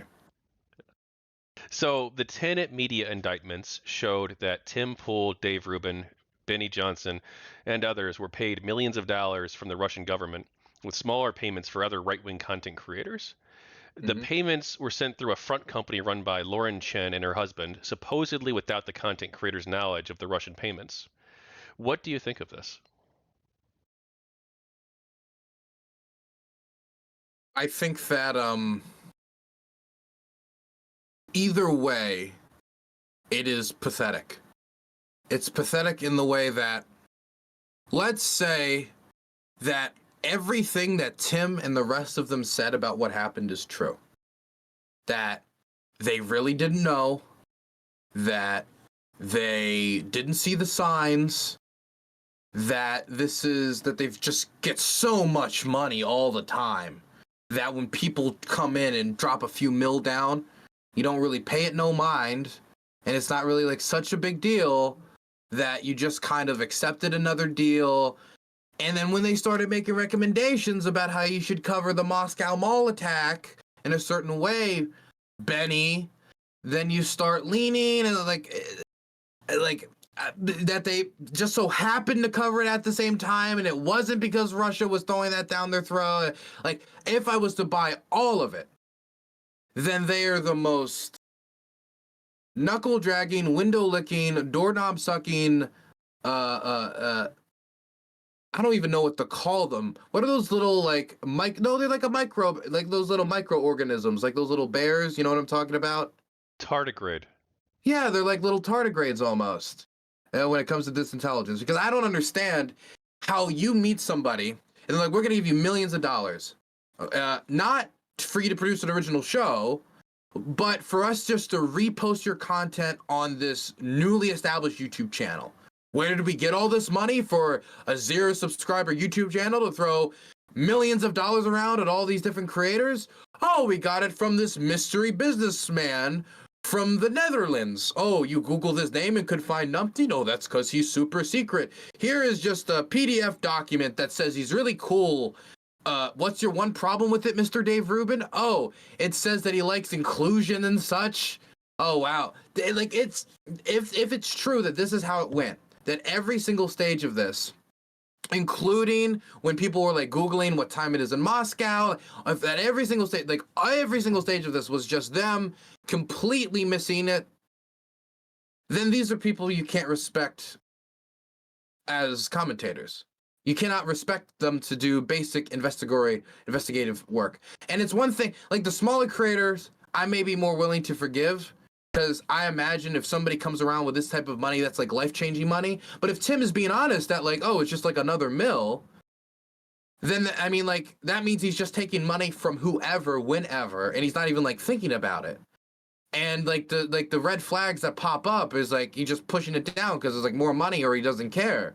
So it's either he's getting so much money and he just doesn't care where the sources are, which is bad, or he's a schmuck and he gets tricked so easily and was convinced that there's really this Dutch businessman that's just so not Dutch no, it is Dutch businessman that's just so interested in getting the message of Tim Pool out to the people that he wants to give the millions of dollars. I mean, maybe it's a combination of both, but either way, that's not good. And so that's the one scenario, that they're idiotic people that could easily be taken advantage of and just take whatever money's thrown at them. That's not good on its face. That's the defense. Okay? If that's not the actual truth of the matter and they had an idea, then they're also working against the interests of their country for a foreign agent, for a foreign government. And in principle, they're acting in a treasonous manner against the United States, where they're helping a foreign agent propagandize in a way for that they know that they're giving them resources because they think you are going to help them take some attack to the United States. And that's what the purpose of this is to undermine the social cohesion in the United States and undermine support for Ukraine. That's the purpose. I mean, when we like Ukraine as our enemy thing is like pretty, like when Tim Pool let that out. Anna says at the that same that time was that he's getting before paid. the money came in. That was before? That's what Anna Well, then told me. you know what? If it wasn't at the same time, that might actually make more sense, because what better way to catch their attention? Well, I guess What better that's way true, to catch right? their attention than to randomly start calling Ukraine the biggest threat to the world? The climate change, not like the threat of a pandemic that we won't be able to control, not fucking asteroids, but no, Ukraine because they got invaded after giving up their atomic arsenal when we asked them to is the biggest threat in the world. It's ridiculous on its face. I want to ask you just briefly if you can confirm this for me, because I've not read the indictments in their entirety or much at all, except for a couple pages. But is it confirmed indeed that they had directed or suggested certain types of content be made by these creators? Yes, that is true. The Russians were paying these creators, American creators, millions of dollars, and after paying them the money to like get them on their channel so they could have this like influence mechanism, they wanted to see how they could affect their influence. But they were actually worried sometimes when they were asking them to do things like, for example, the Moscow Mall attack, make a story about that. They were worried that it might actually be too much. They're like too on the nose. But like they reposted stories about it. They went out and they suggested that the Moscow Mall attack was actually maybe not ISIS. It was actually the Ukrainians. Benny Johnson suggested that publicly. It's a ridiculous proposal, but he's continuing even after getting exposed after this. He's continuing to push Russian propaganda. He's just reposting RT videos saying Putin. It's to the point where Benny Johnson's actually more of a propagandist than the Russians when it comes to Russia. He's actually doing better job than Russian propagandists. There is a video recently, just to show you like the caliber of people we're dealing with, where Putin says in an interview, you know, if the election wasn't stolen from Trump, and he had actually been given the presidency in 2020, maybe there wouldn't have been a war in 2022. And so it's both lean into the idea the election was stolen because he wants to undermine the foundations of American democracy and building distrust within American institutions. It means we're too busy fighting each other and how to manage ourselves rather than, you know, trying to compete with geopolitical rivals. And he says this, he puts this message out there. Benny Johnson grabs it, reposts it, and says, Putin confirms that there wouldn't have been a war if. Putin said there might not have been. And he immediately took it with this, say Putin confirms that he would have made peace with Trump. He's a peaceful guy. He's more of a propagandist towards Putin than Putin.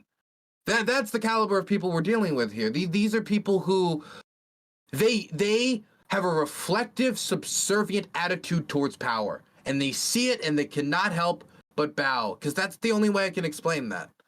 They have a subservient attitude towards power, and there's something in them that makes them just have to be the one, you know, cleaning the sweat off of their unmentionables. So you and I are both streamers. You're a bit bigger than me, obviously, and been around the space a little bit longer. Do you have any thoughts on how other content creators have covered the war in your experience? I want to just ask. I'm going to name a few names. Just one at a time. Yeah, because I'm not going around just like starting shit. You can name a name. Okay. I'll name a name. Okay, what do you think of how Destiny has covered the war? You know, I actually when we were in Ohio together, canvassing in order to try to like, you know, get people, you know, mobilized and stuff. I confronted him about his performance on the war and how he was talking to people about the war, because I was a little upset with how he talked to Ben Shapiro about it. Because in my mind, Ben Shapiro is somebody who comes from a neoconservative thought pattern, right? Very clearly. Whether it comes to Israel or the way he's talked about like how America should engage in the world stage leading up to this point.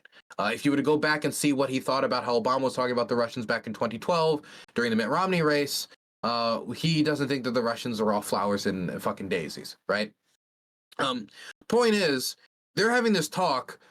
Ben Shapiro is somebody who has supported Ukraine before, but the attitudes towards Ukraine had clearly turned sour within the Republican Party. They're having a conversation, and they're discussing it, and he's like, and Ben Shapiro is the one like, well, about Ukraine, like, how long can we support them, really? And I, like, from my viewpoint, if he was to continue the thought pattern, they should be finding a level of agreement, like, yes, we should be supporting Ukraine. And they could be finding some agreement there, and that could be somewhere, place they could find some overlap. But if even Ben Shapiro is in a state where he doesn't feel comfortable enough to take a strong stance where his thought patterns would clearly lay out that more military arms to get a better negotiating position to deter future. These are all things that I know he believes because I've heard him say them before, and they're basic IR theory. It's not like deterrence is something I'm just like manifesting out of the air. So to see him engage that way there kind of pissed me off a bit. And I was talking to Destiny because I wanted Destiny to get aggressive with him in that instance. Like, well, dude, what's wrong with you? When did the Republican Party start getting so weak-willed, getting flimsy bones on this issue? And I basically pushed him on it that like in the future, like you should, be more aggressive towards people like this because these are people who are basically letting their party dictate their beliefs on it because they don't want to be taking the unpopular position. You should hold people's feet to the fire, make them be consistent. Like, and he took to it, and he has been more aggressive on it in the future, and he has like learned more and more and more, and he's gotten better at expressing their position.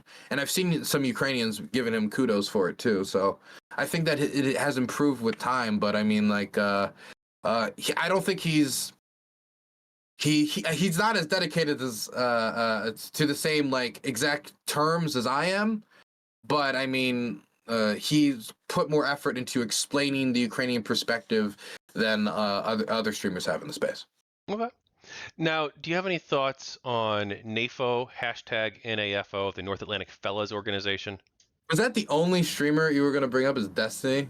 Well, I was going to bring up Hassan and Vosh too, but okay. I would be really funny. You said one, let's step into the streaming world, and you're like Destiny. I didn't say one. I said just don't. I said I don't want to name them one by one. Oh, I said I don't want to be like okay. Let's. I can ask you about Hassan if you want to. What do you think if Hassan's coming to the war? Well, it's not what I want. It's what you want. But just ask me whatever streamer. Well, we only got 20 minutes left, so I got like 30 questions left. So. Do you have stuff to do? I can go later if you want. I can do another 30 minutes if you want to get through some more questions, okay? Okay. All right. So, yeah, what do you think about No, but you know what? I know what you're going to say about Hassan, probably. Wow, this guy's a piece of shit. He hates America. He supports terrorists. This guy hates Ukraine. America bad is his whole ideology. Am I right? I don't know if I'd say he supports terrorists. I would say that. But America does deserve 9/11. He said that, and he also brings on Houthi pirates on his show. And I can't. Sorry. Oh, you broke up. You disconnected. He does think that America deserves 9/11. Well, yeah, he did say that. And that the rapes on October 7th didn't happen. Well, no, wait. Okay, don't make. Wait, are you trying to make me defend Hassan? Are you trying to put me in a position where I'm like, no, I mean, if you want to, you can. That's what you're doing. That's what you're doing. Well, the thing is, I don't like the 9/11 thing, right? I think it's horrible. I think it's gross. He shouldn't have said it. His point, if I remember correctly, was that if you get involved in foreign adventurism, that eventually there will be a certain amount of blowback that could result from that. And America deserved the blowback. The civilians didn't deserve to do the dying, is his established position. I still believe that it was gross what he said, but that was his position. I don't know why you want me to defend Hassan today. I don't know why that's your prerogative, but Also, do you want my opinion on him on the war? Like, do you want my actual opinion? Do you want to say whatever? Give your real opinion. Give me your real opinion. My real opinion is that Hassan has fallen into a pattern politically when it comes to foreign policy, and it was a pattern that had served him well, which was don't trust the United States. Trust the United States opponent on the issue generally because America's usually in the wrong. And that's how he talks about it openly. He's like, look, usually just bet against America and you'll be right.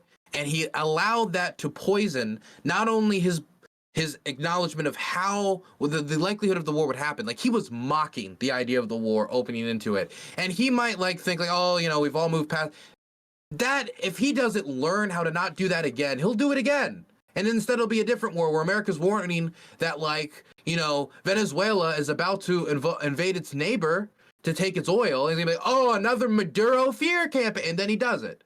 And then what? And it's like, I don't want to see that same mistake again. But after just getting it so wrong in the invasion, he didn't really correct his position. Rather, he didn't readjust or reevaluate. He just kind of was like, well, I guess they did invade. And the solution is just to negotiate peace. I don't hear anything from him on how to solve this on a policy oriented level outside of the idea that, well, we could have had peace, but Boris Johnson killed it, and a bunch of just the usual hogwash that I would expect to hear out of, I don't know, Russia Today. Because the Boris Johnson stuff is hogwash. It's hogwash, and I would like to hear him defend the terms of the deal that was being pushed in Istanbul, but he doesn't get into the nuance. He doesn't speak to the Ukrainian perspective. And the thing that spoils me on the most is not just that he's fallen into this pattern, but is that he's gotten to a point where I think he's kind of scared of Ukrainians.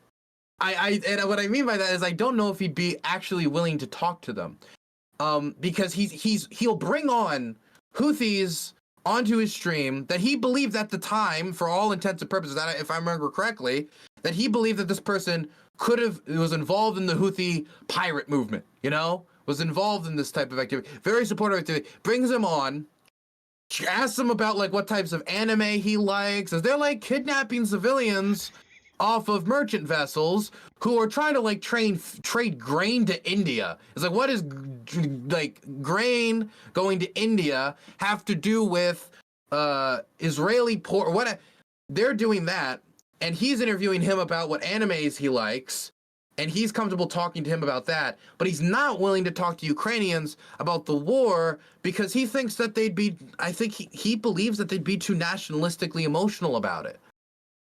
And so it's this he's weird. Never emotional, so it's okay. It's this weird thing where he wants to platform voices, except for the one voice that's like, "Please help us defend our freedom," and because it doesn't happen to fall within the pattern structure, and so that leaves him advocating against aid, except drop as many sandwiches, just nothing to defend themselves.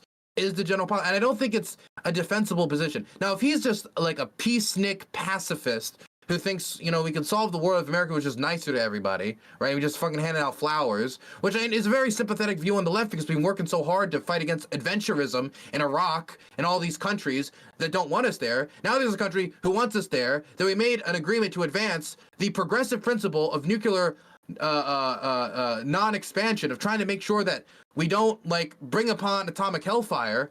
And the end position is, well, we should abandon the ally because, we don't want to be mean or aggress or scare the Rush. And it's not a defensible position to me.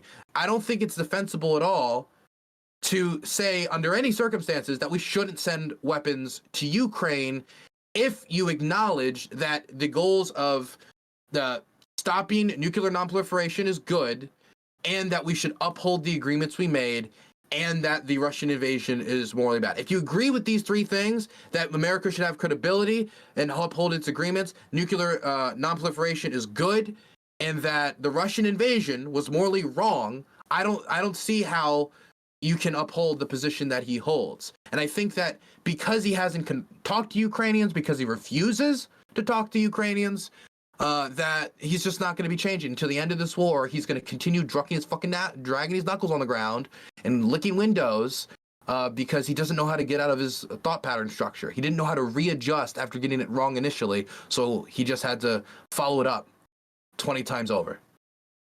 Do you have any thoughts on how Vosh has covered the war? I mean, I don't know, like how Vosh has covered the war. I appreciate that he supports Ukraine. I appreciate that he has brought people on to talk about it. I don't know, it just doesn't really inspire any passion in me, but it's good to see socialists in favor of Ukraine, because let me just say, and this is probably important for them, if all the places that socialism has been historically, it's hated by the people who used to live under those regimes, if you cannot find a way to communicate that message, like a message of support to these people, if you cannot find a way to like pitch something to them that have seen the worst sins of socialism towards like, hey, maybe this is something that we could do to actually improve. Like, hey, the corruption is bad and social services is bad. Maybe we should have public health care. Maybe we should. Then, like, if you can't do that, then I don't think you're going to bring socialism into the 21st century. Because and it's, you have to learn the sins of the past to advance forward. And so I appreciate the lack of Russophilia from Vosh, where a lot of socialists are engaged in Soviet nostalgia and Russophilia because they want to live in a time that's dead, in an empire that's never coming back. Do you have any thoughts on NAFO, the North Atlantic Fellows Organization? I mean, look, they're a bunch of annoying dogs, right? They're all annoying, and that's fine, okay? They're allowed to be annoying. In fact, that's their job, and if they weren't annoying, they'd be doing their job bad. and they can get annoying. The dramas around them are usually pretty stupid. It's a very wide tent, so you can get people that are very, very nice, that are literally saints that will actually run into the line of fire to save people's lives. I'm not kidding. And then you'll get people who are just cunts in it for themselves. It's all about ego, and they don't really care about it all that much, right? So you can get like a wide sweep. I'd like to see there's much more people leaning towards the former than there is towards the latter. And I will say that I remember when I got my laptop for streaming, and because I needed one because I was traveling on the front line and I couldn't just bring a fucking whole computer setup all like with monitors and everything all around the front line. I put up an Amazon wishlist page, and my editor made me put the computer on there. I said, I don't want to put it, the computer's too expensive. If they could just help me with some lighting or whatever. And they went in there, the NAFO boys, and they fucking bought everything, thousands of dollars, and they didn't even put their name on it. They just said from NAFO. So all I can do is be like, NAFO as an entity went and bought me my laptop, went and did these things. And so, yeah, they've been very supportive of me. So I stand by my homies. Based. So, light items. Do you have any favorite moments you want to share from your time in Ukraine? Favorite moments.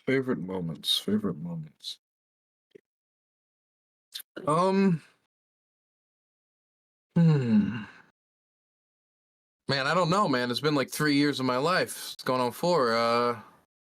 Favorite moments. There's a lot of drinking stuff. There's a decent amount of, just weird and wild stories. But I think, I don't know, I think I'll just go with a drinking story. I filmed this documentary called The Unevacuatables because I wanted to think of the least marketable name on the planet, and make a movie out of it. Just kidding, but it was fucking not a marketable name. But it's original, and so nobody else has it.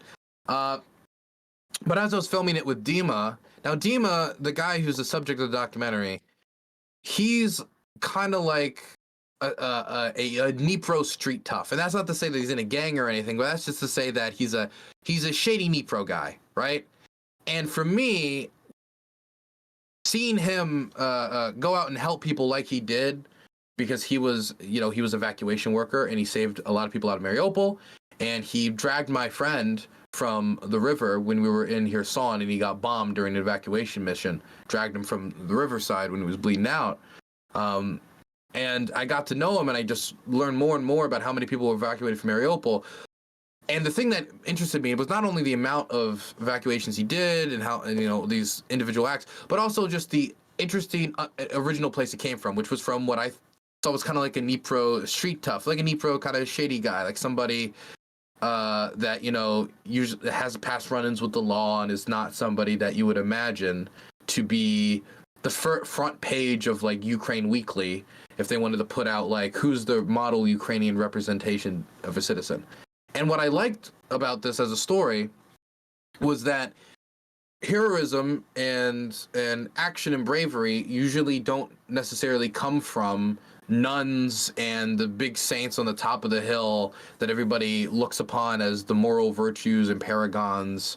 A lot of times, in fact, like places like Sumy, like sometimes like the cops will run away when the trouble gets bad, or the government officials will pack all this shit and head out. And then it was the Dnipro street tough that was willing to like drive into Mariupol and evacuate people out of the shit, even though what does he have to gain out of it? I mean, he wasn't elected to do this. He wasn't hired to do this. So for me, it was the fact that he was a flawed human is the story, because that is how these things like happen. It's not just this like heroic firefighters. I mean, these people do stuff too, of course. They're heroes. It's just I like the original place that it came from. What was the original question? Because I forget why Your there's favorite a moment. nice story. So that guy is also insane. Just a little crazy. I would see him like tape himself. Like I remember once we went to Chasiv Yar, which is one of the hottest parts on the front. It's being fought street by street right now, and he took out this body armor, and we're about to go there to like deliver some food and try to just convince some people to leave, right? And he takes out his body armor and it's broken. It's torn up. He can literally not put it on because it's in such bad decay. And we don't have any other one to replace it. So I'm like, okay, well, we can go around and we can pick up this and we can get it. And I'm thinking in my head, like, where we're going to go to get him some body armor or whatever to go help him. And before I know it, he just grabs some like tape and he just puts his body armor in his front and back and he just starts taping it to his body. And then he slaps it and says, good, let's go. And like and that is one of the instances where he put on body armor. Okay, I don't even think of all the times when we were in Kherson, he didn't have body armor. I remember that he was dragging him from the shoreline as the Russians were bombing him with no body armor, trudging through the mud. And so the dudes can be a little crazy. To do these types of things, you have to be a little crazy. And he's been through a lot. And so anyway, we're coming back from I think some frontline filming in Donetsk. We're coming back and he wants to stop to get some food because he's hungry and I'm hungry. And so we stop near this volunteer kitchen run by a man who has it attached out of a like little, almost like a 7-Eleven corner store gas station type joint. You know, you stop, you get a bag of chips, you get a soda, you get a candy bar, and that's really all you can get out of it. You know, you're not fine dining in these places. It's just like a rest stop place, right? And he built a volunteer kitchen next to it, so that soldiers and anyone volunteering to head to the front can get a free meal before they go to the front line. It's a really nice little thing that he built. And he wanted to bring me over there to get a free meal. And I was like, sure, that sounds good. We go over, we enter in, and I've been there before. And the women there, like when I go in there, they're very nice. They're like, oh, Yankee, sit, food. And, you know, they're very nice to me. But this time the owner's there when he brings me there. And the owner, he's a rotund man in his 50s with a teethy grin who was already plastered by the time I got there. And he gets up and he starts waving me over once he realizes that I'm an American. He's excited because it's like, oh, it's the foreign guest because this is the place that all the soldiers come. Why is it American? He starts waving me over. Drink. And I'm like, I don't really want to all that much. I just got back from the front. I'm tired. I'm not really in a party mood. Sometimes I am, sometimes I'm not. I was not really. I turn over to Dima, and he's like, he boss. And I get the implication, like, because we speak through, like, a chitter-chatter of, like, broken Ukrainian and English. I get the implication, like, oh, he's the boss of the place. I need to make him happy if I want, like, good connects, or if he wants good connects, so I gotta at least, like, entertain him at least a little bit, right? So I say, yeah, okay, a little bit, you know, a little bit of liquor. And he's excited. He comes out. I thought I was going to get like a beer or maybe like a shot of vodka. He takes out this jug, puts it on the table, and it is this purple, I don't know, sludge goop water. I don't know what to call it, but it was very clearly very heavy homemade shit. And it had like, the only thing that made it not disinfectant was the fact that I think there was a single cucumber floating around in it like a jellyfish. It was it was very heavy. And he said from Vinnytsia. He's from the Vinnytsia region. He's from Western Ukraine. So he's telling me how he made this liquor in the mountains of Vinnytsia and brought it over, and he's just busting it out for me. He's busting out the disinfected Vinnytsia homemade bathtub liquor for the Yankee that came over. I sit down and I'm like, okay, I'll take a shot. He doesn't take out a shot. He takes out a fucking like normal sized drinking water glass. And then he pours it until it's like 2/3 full. And then I drink it. I say, sure, cheers. I go bottoms up. It is what it is. But then he pours another. I'm like, okay, one's already a lot, but I'll do two because this is like really heavy shit. And I did two. And then he poured another.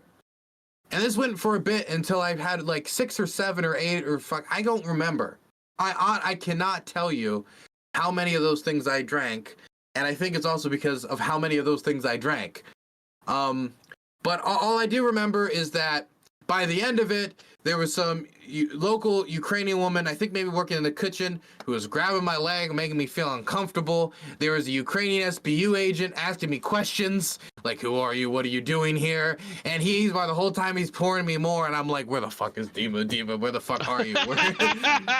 And Dima, he fucking left. He went outside. He was like on his phone, like playing Flappy Bird or something. I don't know. He was just like, oh, let him finish entertaining. And at some point, he must have been like, oh shit, he's in there. Cause he goes back in to like drag me out eventually. And it is very clear. He's like, I can't believe I fucking let him fucking get this I can see on his face he was angry he let me get that plastered. Cause I was plastered. But the dude in the place was like plastered enough and like friendly that he was like, no, first go to my store. Have whatever you want.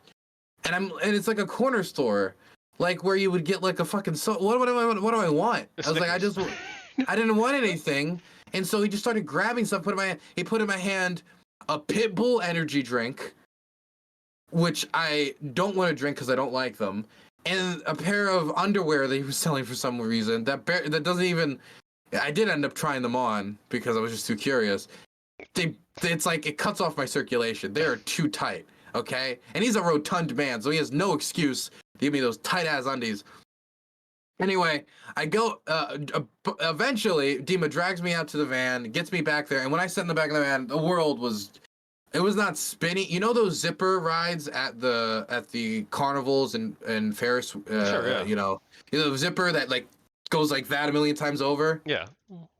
It was like that more than it was, the world, yeah, the world was not spinning, I was in the zipper. I was in the zipper without the seatbelt in the back of the car.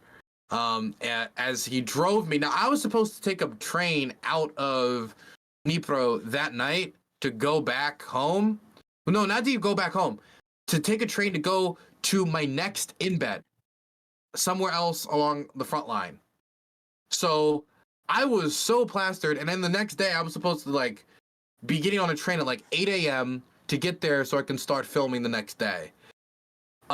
That's not happening. And I can like I'm so I already know that's not happening because I was like, it was a type of plastic where you're like, I think where you get like 5 words of cognizance out of it and like for like 30 seconds. And so your thinking's like slowed down. Do you know what I mean? Mm-hmm. The slowing down of the thinking. And so I knew that if I fucking go to the train station and I'm fucking trying to like give them my ticket through broken English Ukrainian, it's just not something I would desire. I would not desire to even be seen in public like this. Thank you very much. And so he just ends up taking me back to my hotel that I already checked out of. So I have to check in again at the front desk. Clearly, absolutely plastered, and I didn't even care who saw it at that point. And he like dragged me all the way up the stairs, just in time for me to projectile vomit right outside my hotel door, all over the hallway. So it was like right before he's opened my hotel door, I just like turned my head and all the way down the hallway, and then passed out on the bed. That I don't know. That is an interesting moment, a favorite moment too. Wow. Huh. But I mean, like, it's a memorable. The most memorable moments become favorite moments. That's true. That's true. And it's not like in the time it was absolutely awful. I do not enjoy being that intoxicated. It's not like an enjoyable experience to me. For me, you know, you drink a little bit of whiskey and you let the amber current go into your veins. You get warm, and then you're done. You know, then you move on. I did not want to be fucking in a spinny zip, like Ferris wheel ride in the back of the car, projectile vomiting down the hallway in one of my favorite hotels in Dnipro. I don't go to hotels anymore, though. Don't trust them. The Russians bomb them like crazy. So you've been playing Civilization 7 lately, right? Did it just come out? Or was it 6 you were playing? Or 5? Yeah, no, it didn't come out yet, I don't think, Civ 7. I've been playing 6. Okay, 6. What's that like? How are you enjoying it? I've been enjoying it. I have some friends who like it, and it's good replayability. I like the randomness of the maps because I played a lot of Hearts of Iron growing up. I was a big Paradox boy. And that was fun, but it's always like generally speaking like the same map. And you can get like different mods, like change it up. But I felt in Civ, you know, I feel like there's more. I can get my friends into it more easily, honestly, is the biggest selling point. Because I can't fucking go to my buddy and be like, hey, you want to try Hearts of Iron? I don't only take you like 300 hours to learn. Like, but Civ, it still has a steepish learning curve, but it's like the least steep grand strategy game. And it's so simple and the maps are pretty enough and I get enough dopamine hit seeing my empire expand with the new settlements that I can end up playing it for quite a while. Okay. I love Civilization. I played a lot when I was a kid. 2 and 3 mostly, and then 5. Some. 5 was my introduction to the series, actually. Which one was 6? 5. Oh, 5. 5's good. I do. 5 is. I mean, a lot of people think 5 is the peak. 5 is peak Civ. I don't know. I'd have to think about that. Who? Okay. Let me ask you this question. When people playing Civ right now, they're playing one of 2 games. They're playing 6 or 5. I don't know. There is a classic scene, isn't there? Like people play. There is a classic scene, but most of the scene is not the classic. Most of the scene is playing 6 or 5. And honestly, I like the reason I think 5's holding up still is because people prefer 5 to 6, or at least some of the mechanisms, but they want the more modern game, so they end up going for 6. And so that's why I think 5's still competitive, because it's the best one, which scientists have proven. Are you gonna pick up 7? Probably. I'm excited about the new leader thing. I saw a lot of people complaining about it online, but I mean, they just, I don't know. They can just get over it. I mean, like being able to change your leader mid game, like the leaders don't really end up like there's a few features of them, but like being able to change your leader to anything else, like giving that customizability to the player, giving them that freedom. I appreciate when games give you that type of ability, when they give you that type of freedom. I don't know how much I'm going to end up liking it though, because it was really hard for me to get like around to this like district system with 6, and like the changes that were made there. But I think I can get around to some of these changes. Maybe I'm just going to have to swing it and see if I like it or not. I don't know how I like the art. I think a little bland. Could pop better. Do you think I'm wrong about Gamergate? Well, you know, I think I support women. Do you think that most of the people in Gamergate didn't?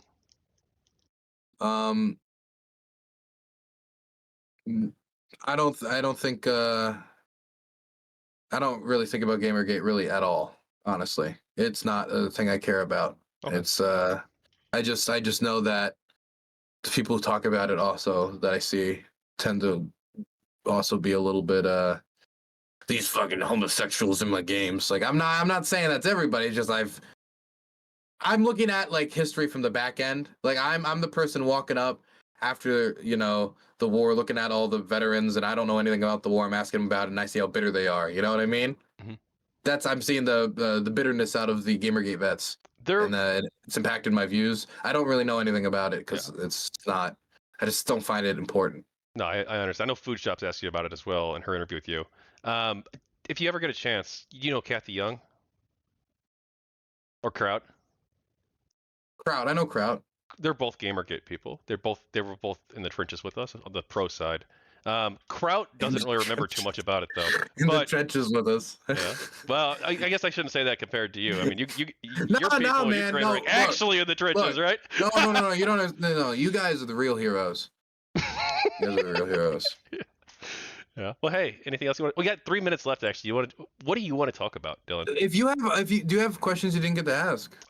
Yeah, I do a bunch, but like, just ask. Go through the questions. Like, I'll tell you when I get tired and I don't want to do this anymore. Just go through his questions, and let me tell you. Let me give you advice. I abuse my guests when I interview them. I abuse them. I will drag them and I will juice them until that stone cannot be bled anymore. And I will do it with soldiers. I'll do it with everybody until I can tell that they're like, okay, this is going on too much. Okay, but you'll just take advantage of the situation. Grab me by the neck. Ask the questions. All right. Well, okay. Sorry. I'm just sorted really. It's fine. It's sort of so no. I think I'm glad you gave me the opportunity to do that. Weird questions. We should do one of this. This is on the list. Project SETI recently announced an incredible discovery. It appears that sperm whales may possess language. Do you have any thoughts on this? And the follow-up is, can you explain the Russo-Ukrainian war to a cetacean? You know, I would be interested. I've thought about this idea before about communicating with animals because I've heard recently this idea that, you know, the idea that animals are communicating through speech is almost certainly true amongst at least certain species. And so that also means if you could figure out the frequency and what's being said in these things, then you could actually communicate with the animals. And so that means that we could, with enough effort, turn the ocean against Russia. We could convince the ocean and tell all the fish to tell all the other fish to turn against Russia. So I think we've got big things coming up.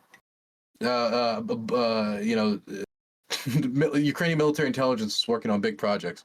Plus, Russian spy dolphins are real, by the way. Russian spy dolphins are real. We have them too, right? And sea lions. I think so. Or I don't know if I remember there was a recent one I think that we got like found on the coast of Norway or something. He was just like going up to fishing boats and being like, "Hi." Yeah, Not a really good spy. I don't know if ours are spies, but I think they use like demining and stuff, right? In the U.S. I honestly I wouldn't know. I just know that the Russians have used them for spying. If you had to explain the Russo-Ukrainian War to a cetacean, to a sperm whale, let's say, how would you do that?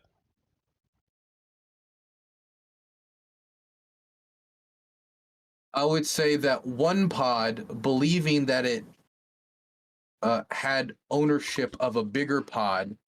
I mean, not of a bigger pod, of another pod. Attacked it because it thought it was part of the same pod. But that pod disagreed because it wanted to be its own pod. And for 3 years, they've been ramming into them, losing sperm whales in the process. And they want the pod to speak the dialect that they speak, the sperm. I wonder if they have accents from different regions. That'd be interesting. Well, actually, I think I'm not an expert on this area, mind you, at all. This is not my area of expertise. I think actually before the recent Project SETI stuff came out, I believe there was some evidence that they may actually possess like either dialects or different languages, perhaps. But I read about this a long time ago, and I can't cite you the source on this right now.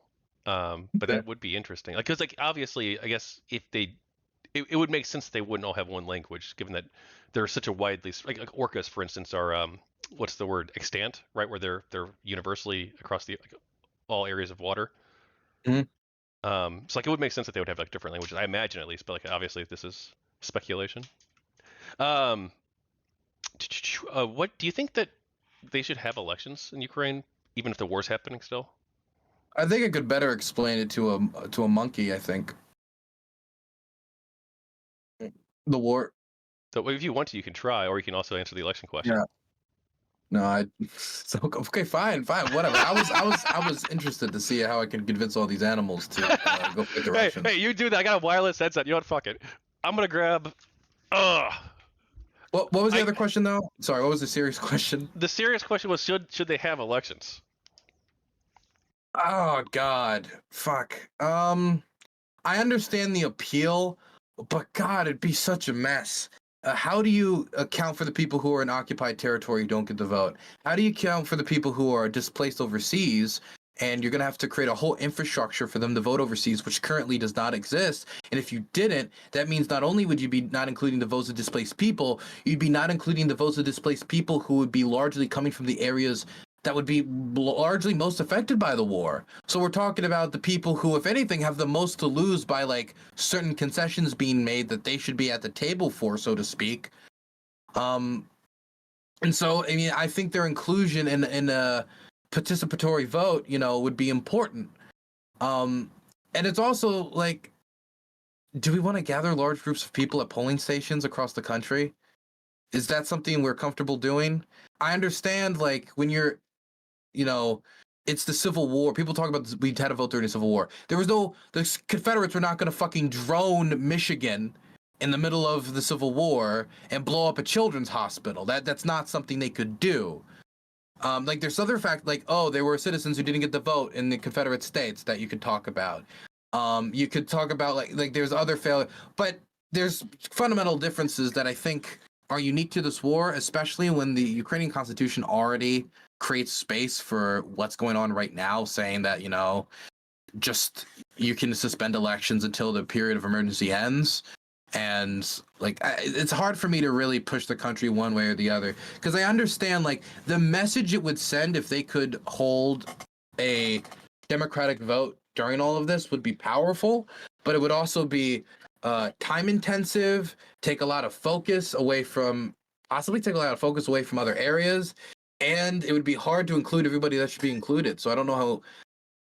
I'm just another Democrat talking about inclusivity. Well, diversity is our strength. Yes, of course, of course. So, what do you think of? I think that one of the issues that we face in America today. This is not Ukraine related, really. I mean, it kind of is, I guess, in some ways, but is that we need to like rebuild trust in institutions and build institutions that are trustworthy. And I don't know really how we do that. And I think it's important that we have to figure that out for the future of our country and humanity. So I'm responding to something that somebody sent me. Could you say that again? Yeah, I think it's important that we rebuild trust in institutions and build Mm-hmm. institutions that are trustworthy. And I don't know how we do Yep. that. What do you think? I mean, I agree. I think institutions are extremely important, and you need to have. But the thing is, institutions are only as powerful as the strength that people give them. The idea that all of our legal norms, our judicial norms, they're all just all these like institutions that we think are so powerful are really just a bunch of like norms in a trench coat, and that if we break down those norms enough, then those institutions can break down too. If you normalize, the president violating the law, or if you normalize the like certain type of like open corruption and pay for play, like the more and more you can wear down these institutions by normalizing them, and keeping those who normalize them in power. And that's something that concerns me quite a bit. How to like strengthen the institutions? uh, it's about making sure that they're staffed with people who have the institution's best interests at heart, making sure that the choices for who make up that institution are not politicized in nature, that they're choosing people based upon, I know this has been a big talk lately, but based upon like meritocracy and not based off of political loyalty. That they are that the people who are keeping the institution at the top are stewards who genuinely care, and not just like people who are just coming in and out of the institution, just kind of being awarded the position almost. I think that would be better for how these institutions should be run. It's why it's I think it's pretty bad when somebody like Pete Hegseth gets the defense secretary pick. It's why I think it's not good when somebody like RFK would get any health position whatsoever, or Tulsi Gabbard getting a position within the as the head intelligence official in the country. I'm worried about the downstream effects in these institutions that they're going to be managing, and not only the norms that they will try to create within it, if that that Trump will talk about violating, but also on top of the norms that would be violated, just the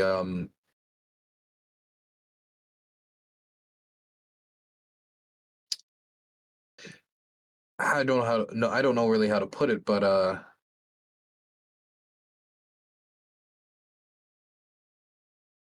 you get my general point. It's not good. It's the people. You have to have.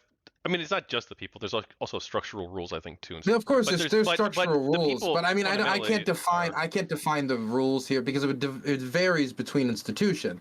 That you could do to make sure that the institution continues itself and doesn't engage in pay for play, and that people are held accountable. That there's a certain amount of transparency to the public. So this is not like a lot of like wheeling and dealing and backroom deals.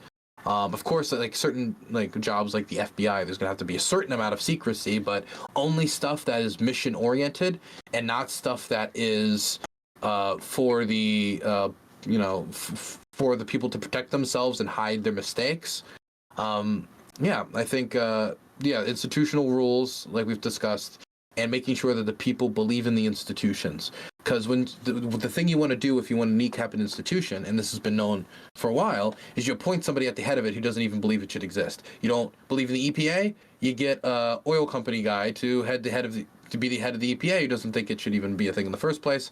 If a guy who doesn't believe it should be a thing in the first place is made to run the EPA, maybe he'll run it like it doesn't even exist. And then when the EPA isn't effective, well, it's because the EPA was a bad idea. It's not. It was, of course, it wasn't going to work. It was never going to work. And then you can get rid of the institution. Yeah, I can see that with government. When it comes to like institutions like the media, though, like obviously the media is multiple different things. You and I are the media in some ways, right? But like, I think that the mainstream press like lost a lot of people's trust over time. Sometimes for good reasons, because sometimes they've made mistakes and they've not corrected them. And so people see that and they're like, well, I can't trust what, ABC News said. So they turn to these alternative sources of information and they go on, I don't know, Joe Rogan or Tucker Carlson or whatever, right? And they seem to think that, well, because the mainstream media is wrong, I can turn to these people and they're telling me the truth about things. But I don't think that that's really what's happening. I think that they're misleading people as well, perhaps even more so than the mainstream institutions that people had fled to get away from. Yeah, I mean, it's difficult because some of these are different. Streamers are parasocial. A lot of these, like when you can do like an hour-long show on your program and you're not restricted by like a 5-minute news slot or something, you can get across a personality and amount of authenticity and trust that. And definitely if you do it in a setting that seems much more low budget and authentic, and you do it in a cadence that isn't, tonight at 5 we have more to, you can send a message home that's more like, this is a person that be at the bar with me. This is a person this isn't some suit from some institution serving some shadowy interest. This is somebody who cares like I do. And so you can trust them based off this idea of you've got to know them. There's a certain amount of parasociality, which does exist to some amount on the news, but does not exist to the same amount that exists in the streaming space or in the alternative media space, which a lot of times operates like the streaming space. So I think the parasociality is something that is kind of a little dangerous, because being able to trust somebody because they're your friend, but also they're your main source of news, kind of blurs the lines of the type of way you should view your sources, instead of like with a type of inherent skepticism, with a type. Of course, you should have people you trust, but it's just that the parasociality can bend exactly what you're willing to trust when you're willing to trust it. You get what I'm saying? No, I think that's absolutely right.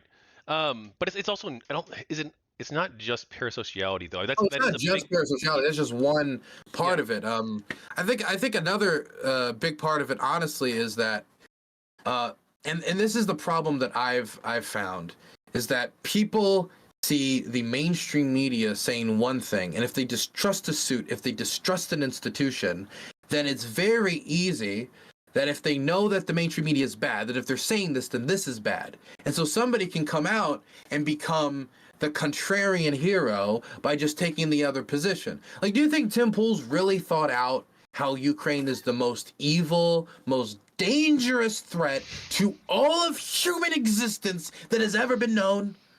Like, how would he explain how that, like, Ukraine was more dangerous to human existence than like the plague or the melting of, like, I don't think he could. I think that there's one position that was taken by institutions and people that they generally do not like, whether it be members of the Democratic Party, members of the media establishment, the intelligentsia, intellectuals, the coastal elite pencil neck geek managerial class, so to speak. And so when you get to take the opposite position, and if then you can get all those people who are going to be inherently untrusting of those first people. And so you start getting positions out of contrarianism, and it's not just only out of contrarianism, but a lot of it's out of contrarianism. And I think that's pretty dangerous, because it could mean that you're actually letting the mainstream media dictate your views. You're just doing like they take one step forward, you take one step backward.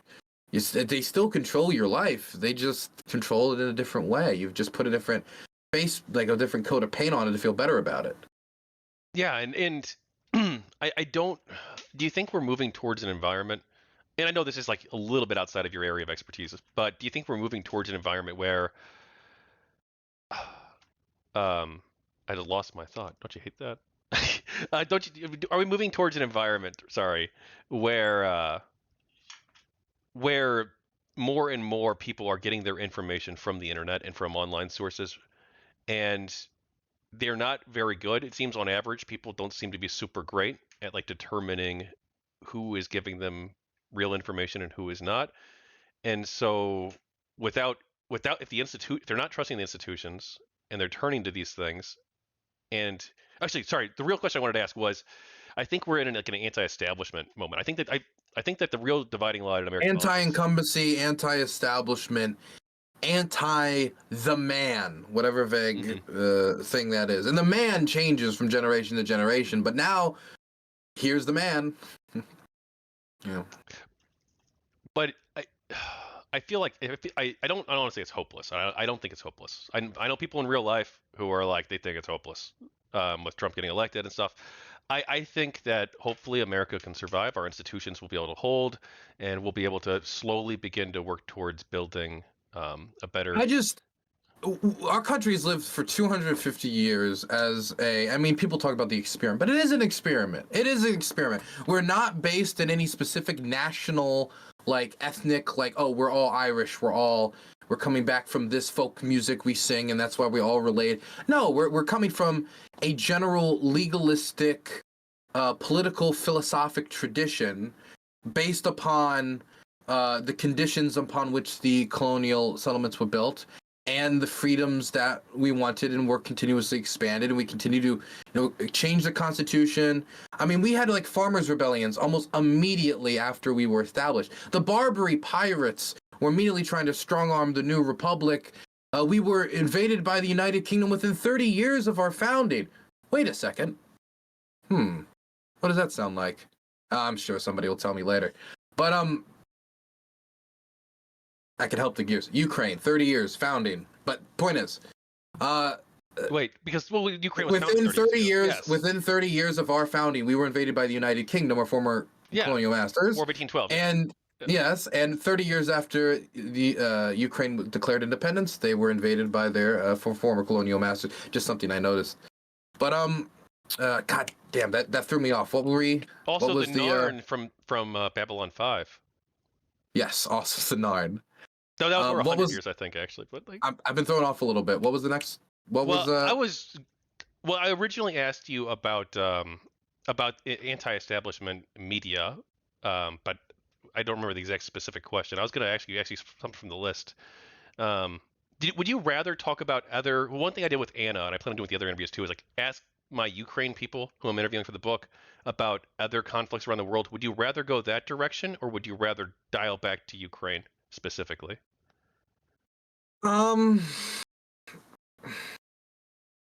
mean, Ukraine would probably be more useful. Mm-hmm. I don't know what I'm gonna say on anything else. That would be. I mean, like I can talk maybe a little bit. I can't tell you anything about Israel Palestine that you couldn't hear from somebody else. And I mean, I could maybe give my opinion on the Asia Pacific, but I mean, again, it's not my area of expertise. But I certainly have more opinions than what I would want to express on Israel Palestine. I don't know. Well, actually, okay, let's talk about that. What is the situation in the Asia Pacific? I don't really know that much. I think Taiwan is good because they're a democracy.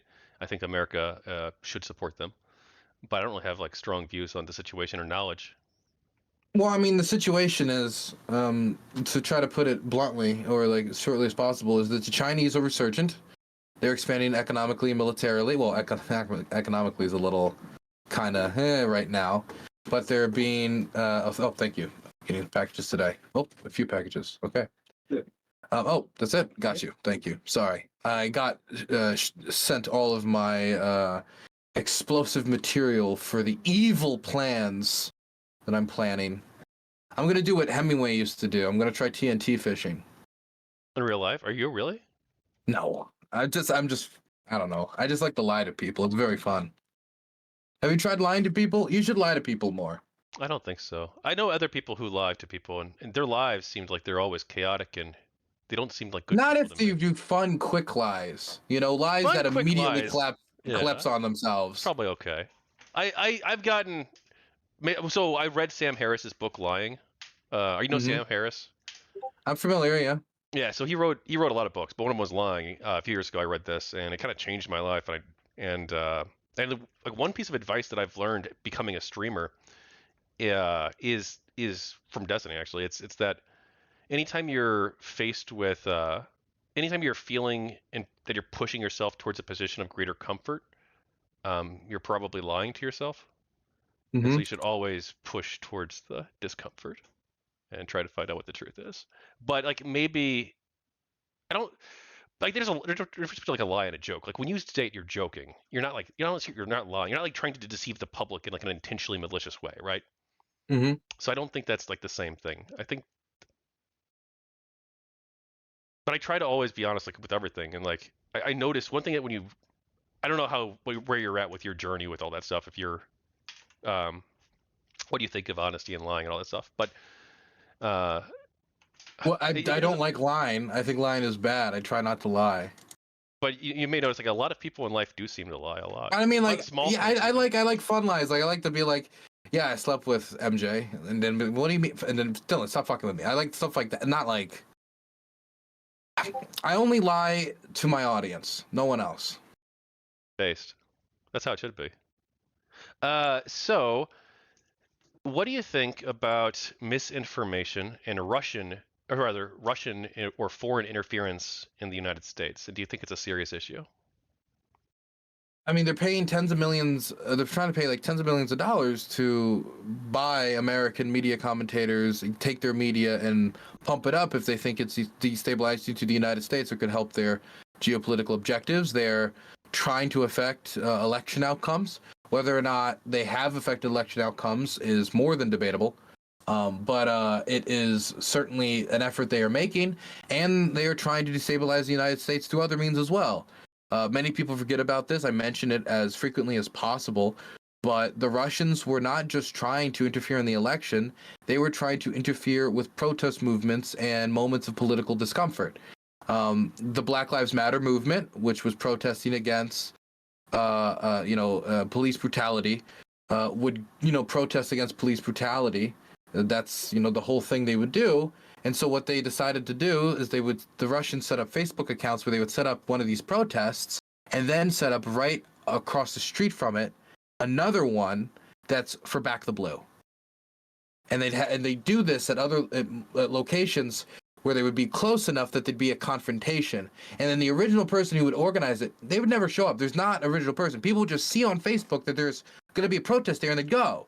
And then eventually enough Black Lives Matter people, enough Blue Lives Matter people gather up that they conflict and they creates a problem.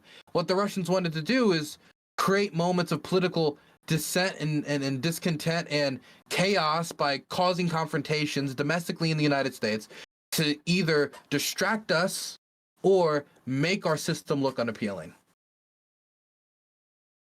Do you see a future where Ukraine joins NATO? Yes, but I don't believe it's anytime soon, and I believe it's going to be a long road. I don't see the decisions being made right now for it to be the shorter road than the longer road. Like it's not going to happen during the war, and I don't know if it would happen while parts of Ukraine are occupied. The Ukrainians want to make a deal where the parts of Ukraine that are currently unoccupied would be protected by NATO, and then they would pursue the parts of Ukraine that are not unoccupied. But I mean, like, it would be very difficult for if you were to get that deal to like relaunch like campaigns to get like the rest of this land, but even put all the rest of that aside, I just don't think NATO's particularly in the mood for it right now. I don't think Trump's in the mood for it right now, and so it might be something where, like, in order to get Zelensky to agree, they have to give him something related to NATO or some defense pact. So maybe they say, we promise within the next 25 years, or maybe put some deadline on it, but it's not going to be something that's right now. And that at a deal like that, even though it might be the best that is offered, it's really hard to say. Might still not be enough because it's like, okay, you guys promised that you would back us up when we were invaded, and you didn't really with the Budapest Memorandum. So now we're supposed to just think in the future you're going. So it's going to be difficult, but it is more important than ever that whether it's NATO or whether it is a bunch of unilateral defense pacts stacked on each other or something completely new, which they could do. There's nothing saying like, yeah, we have NATO and NATO too, and Ukraine's joined NATO too. Like there's not like they could technically do that. There's nothing stopping them. But they need to have Ukraine in a defense arrangement where the Russians know if they invade, they're not facing 44 million people, or maybe less, depending upon occupation and how many refugees return home if they do their best to keep it destabilized and the country unsupported. But they're facing an alliance of 1 billion, or they're facing a barrel of the gun that's not worth facing down, so that they back off and we avoid war in the future in the first place. I do not believe by isolating Ukraine from the tools necessary to defend itself and just reassuring the Russians that we are going to guarantee peace. And so I think it's really the only way forward. I don't know if it has to be NATO, but it has to be defense agreements, making it clear that the next nation to invade Ukraine is going to be facing foreign allies as well. You know, I was at my friend's wedding last year. I was in the wedding party. We talked about politics at this cabin we rented out, and I ran a focus group. Like, you know, it's obviously not a random sample. It's, you know, but just for fun, because we were having a political discussion, and I was in the minority there. So I changed things up because I didn't think I was going to convince them on January 6th, and I ran a focus group on January 6th, which was really cool. And I think it was fun.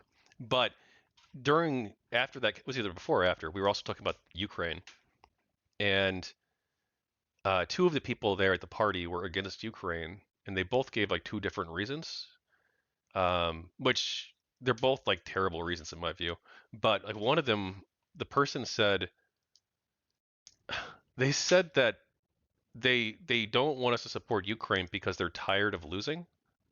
Mm-hmm. It's like, oh, we lost all these wars in the past. America can't win. Let's just pull out because it's hopeless. Everything's hopeless. Like they don't think it's possible to ever win a war, or at least not in the 21st century, or something along those lines, right?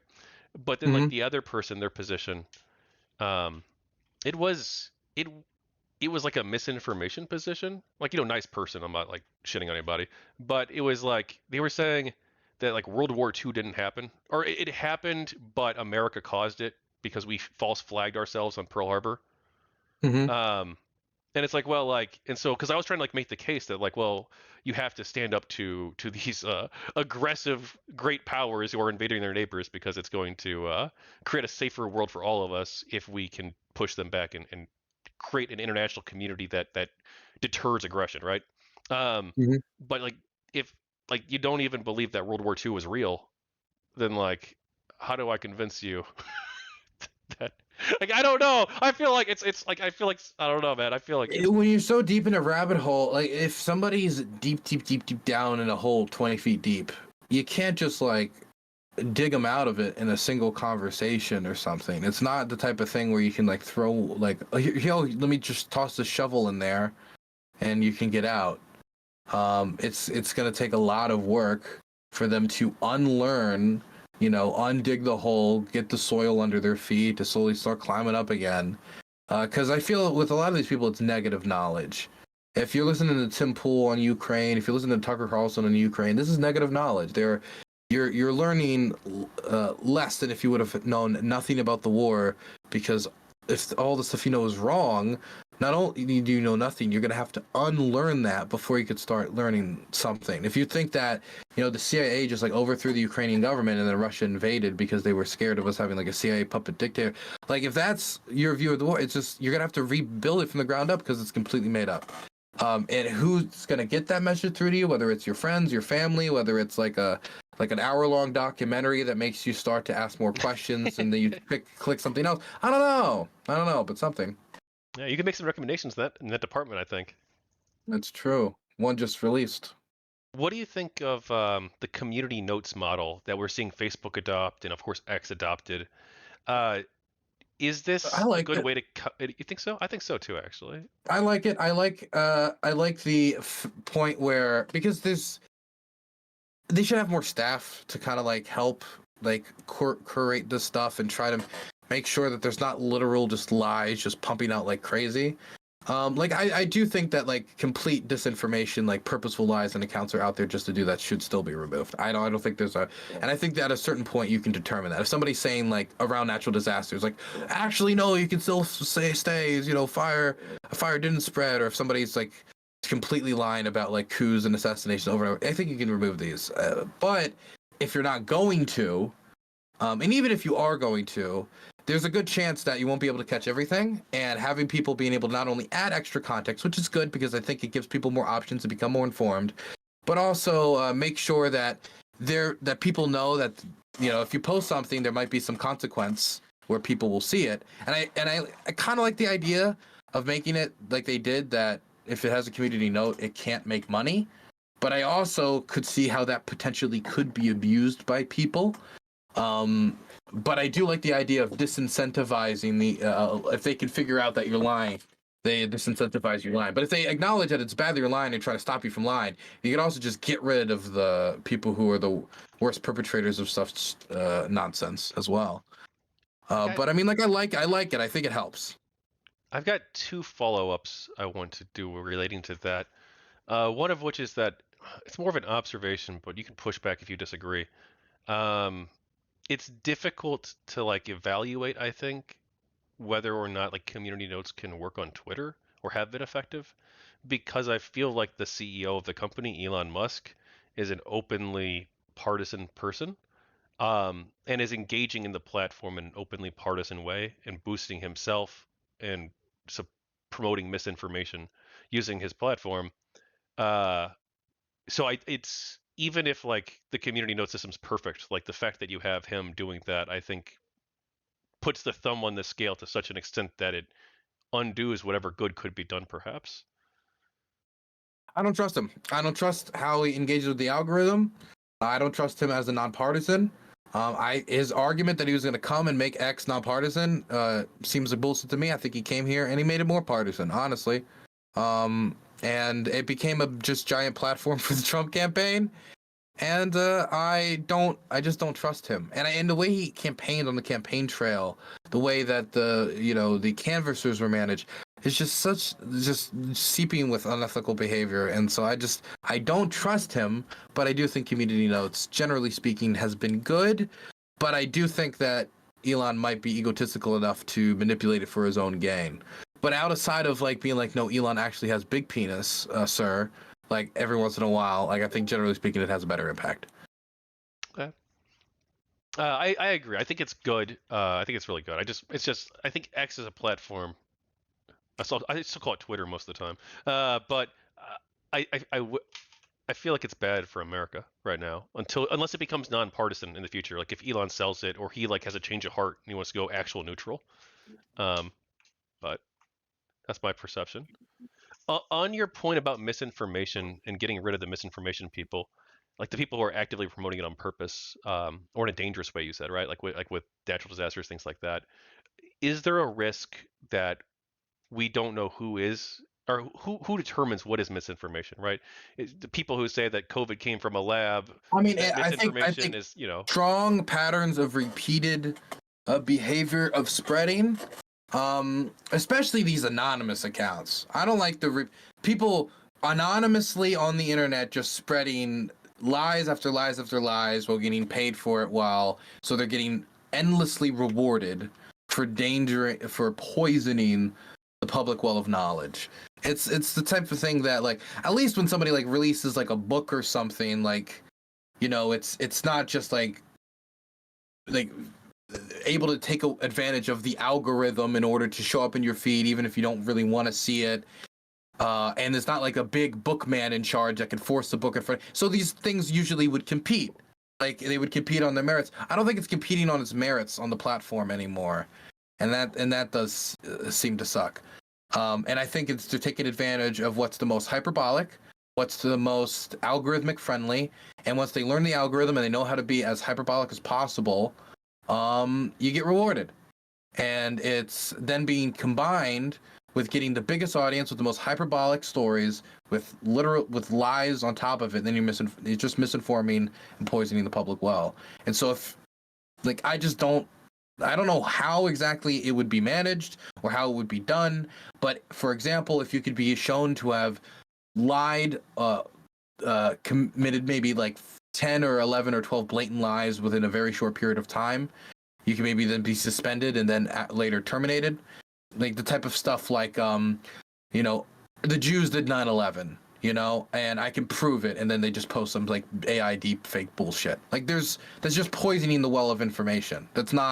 We're not gaining anything out of that. So if a private social media company wanted to say, no, we're going to put limits on that so that if we see you're doing it on purpose and it's just endlessly repeat behavior and you're just going to be an endless poison to the public well of knowledge, then yes, we can remove you. If this was like a public forum and this was owned by the government, maybe it'd be different if it was like a literal public forum owned by the government. But it isn't. And there's no reason we need to reward these people algorithmically. And even if you don't do this, the least thing you can do is make it algorithmically not beneficial to be a lying piece of shit. I'm sure someone can design a system like that. It might not be as profitable, but it's necessary for the country. Is there a risk of again, these are private companies, right? And they can do whatever they want. But is there a risk of them determining things, like for instance, a biased person, let's say, who's the moderator, being like, well, you know what, I'm gonna put my thumb on the scale there and get rid of these people who I disagree with, even though they're not actually misinformation people? Yes. But I mean, like, so far that's happening anyway. I mean, there's been problems with it under the reign of Jack Dorsey, whether it was individual moderators, but we certainly got a lot of complaints about it. And we've had that under Elon as well, whether it was the Elon plane guy, who he specifically said would be used as a litmus test to test his dedication to freedom of expression on the platform. He said, I wouldn't even ban this guy because I'm so dedicated, and then immediately bans him. Or we could talk about, for example, how they rolled over for the Indian government and fired all their Indian staff, and now the Twitter India staff are like conceding the majority of the requests that the Indian government was making of them, where before they'd fight off the majority because they'd want to defend the platform. But that's not politically beneficial to Elon. That's in India. That's not even nice. Why are you gonna go fight for Indian rights? They're over there. So there's also seems to be some borders that affect the dedication to these principles, or how much he's willing to fight and dedicate money to these principles. He's willing to spend all this money to get Trump in the White House because he's so scared about our fiscal spending that he wants to make sure the person who added 25% of our total debt to be president again. But he can't get enough money to continue to hire the Twitter India staff to stand up to these anti-freedom court charges. Like it's for me, like this type of stuff is happening anyway. And so if we could do our best to concentrate it on the people who are doing the most active harm and profiting off of it the most, I think I'd be perfectly fine with that.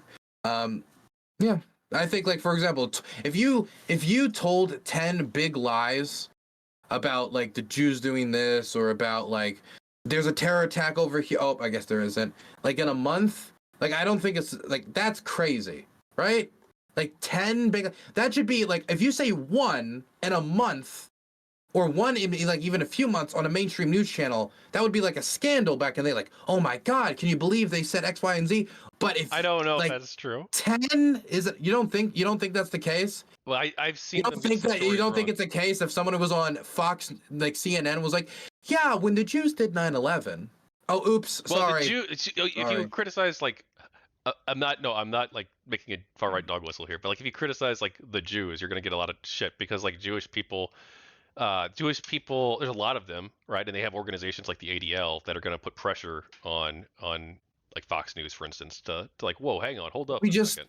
Right. We can't keep this state of affairs. We can't have it that these people are constantly profiting off of making grandma think the government's going to collapse every fucking week and send all of her money off to Gold Bar QAnon, you know, whatever, to sell her like 20 Trump coins for $5,000. What if we just like make it so that like you have actual verification, right? Have options, right? You still have unverified, right? Where it's just like, who could be anybody, anonymous account. But all like if you have a check mark, that means you actually are verified. But like the people on there aren't. Like Ian Miles Chung is like a Russian disinformation agent who lives in Malaysia and pretends He to be is. American. I mean, he's verified as Ian Miles Chung, is he not? But I mean, he's Ian Miles Chung, but he doesn't live. But he pretends to live in the United States. Like that's not his real Does he identity. still pretend? No. He doesn't mention the fact he lives there, right? He doesn't He actually talks say, "No, about I am American an politics American. I every am day. a." He Yeah, talks about because that's what's Chicago profitable. politics. That's And what's profitable, he worked and for RT. people all over the world. Well, no, working for RT is enough in my mind to get banned anyway. No platform I would run would have RT employees, but I mean, I don't know, maybe I'm a little biased. But like, there is tons of foreigners that only talk about American politics on social media. I mean, it's weird that he never talks about his home country's politics, and it's only ever American politics, and he seems to not like talk about it to the point of like not even wanting to bring it up, and like that's weird. That is weird. I agree with that, but it isn't weird a foreigner talking about American politics. American politics fucking affects yes, everybody, I agree. you know? I feel like he's misrepresenting his identity. What would you want him to do to be able to stay? What would he have to do? He should probably put something in his avatar, like a Malaysian flag, or like something that says if I'm Malaysia is a location or something, right? So to be clear, Tachyon Blue's official position is that all the Malaysians need to walk around with little patches to identify themselves. Right there, baby. Okay, got you. I don't agree, no, but No, okay, I see what you're saying. You raise a valid concern. I haven't really thought about this in depth. I probably should have thought more about it. But like there has to be like I don't know. Maybe not. I know it's weird because it's totally it's pretty dishonest. But like, what are we gonna say? You're not allowed to talk about America? No.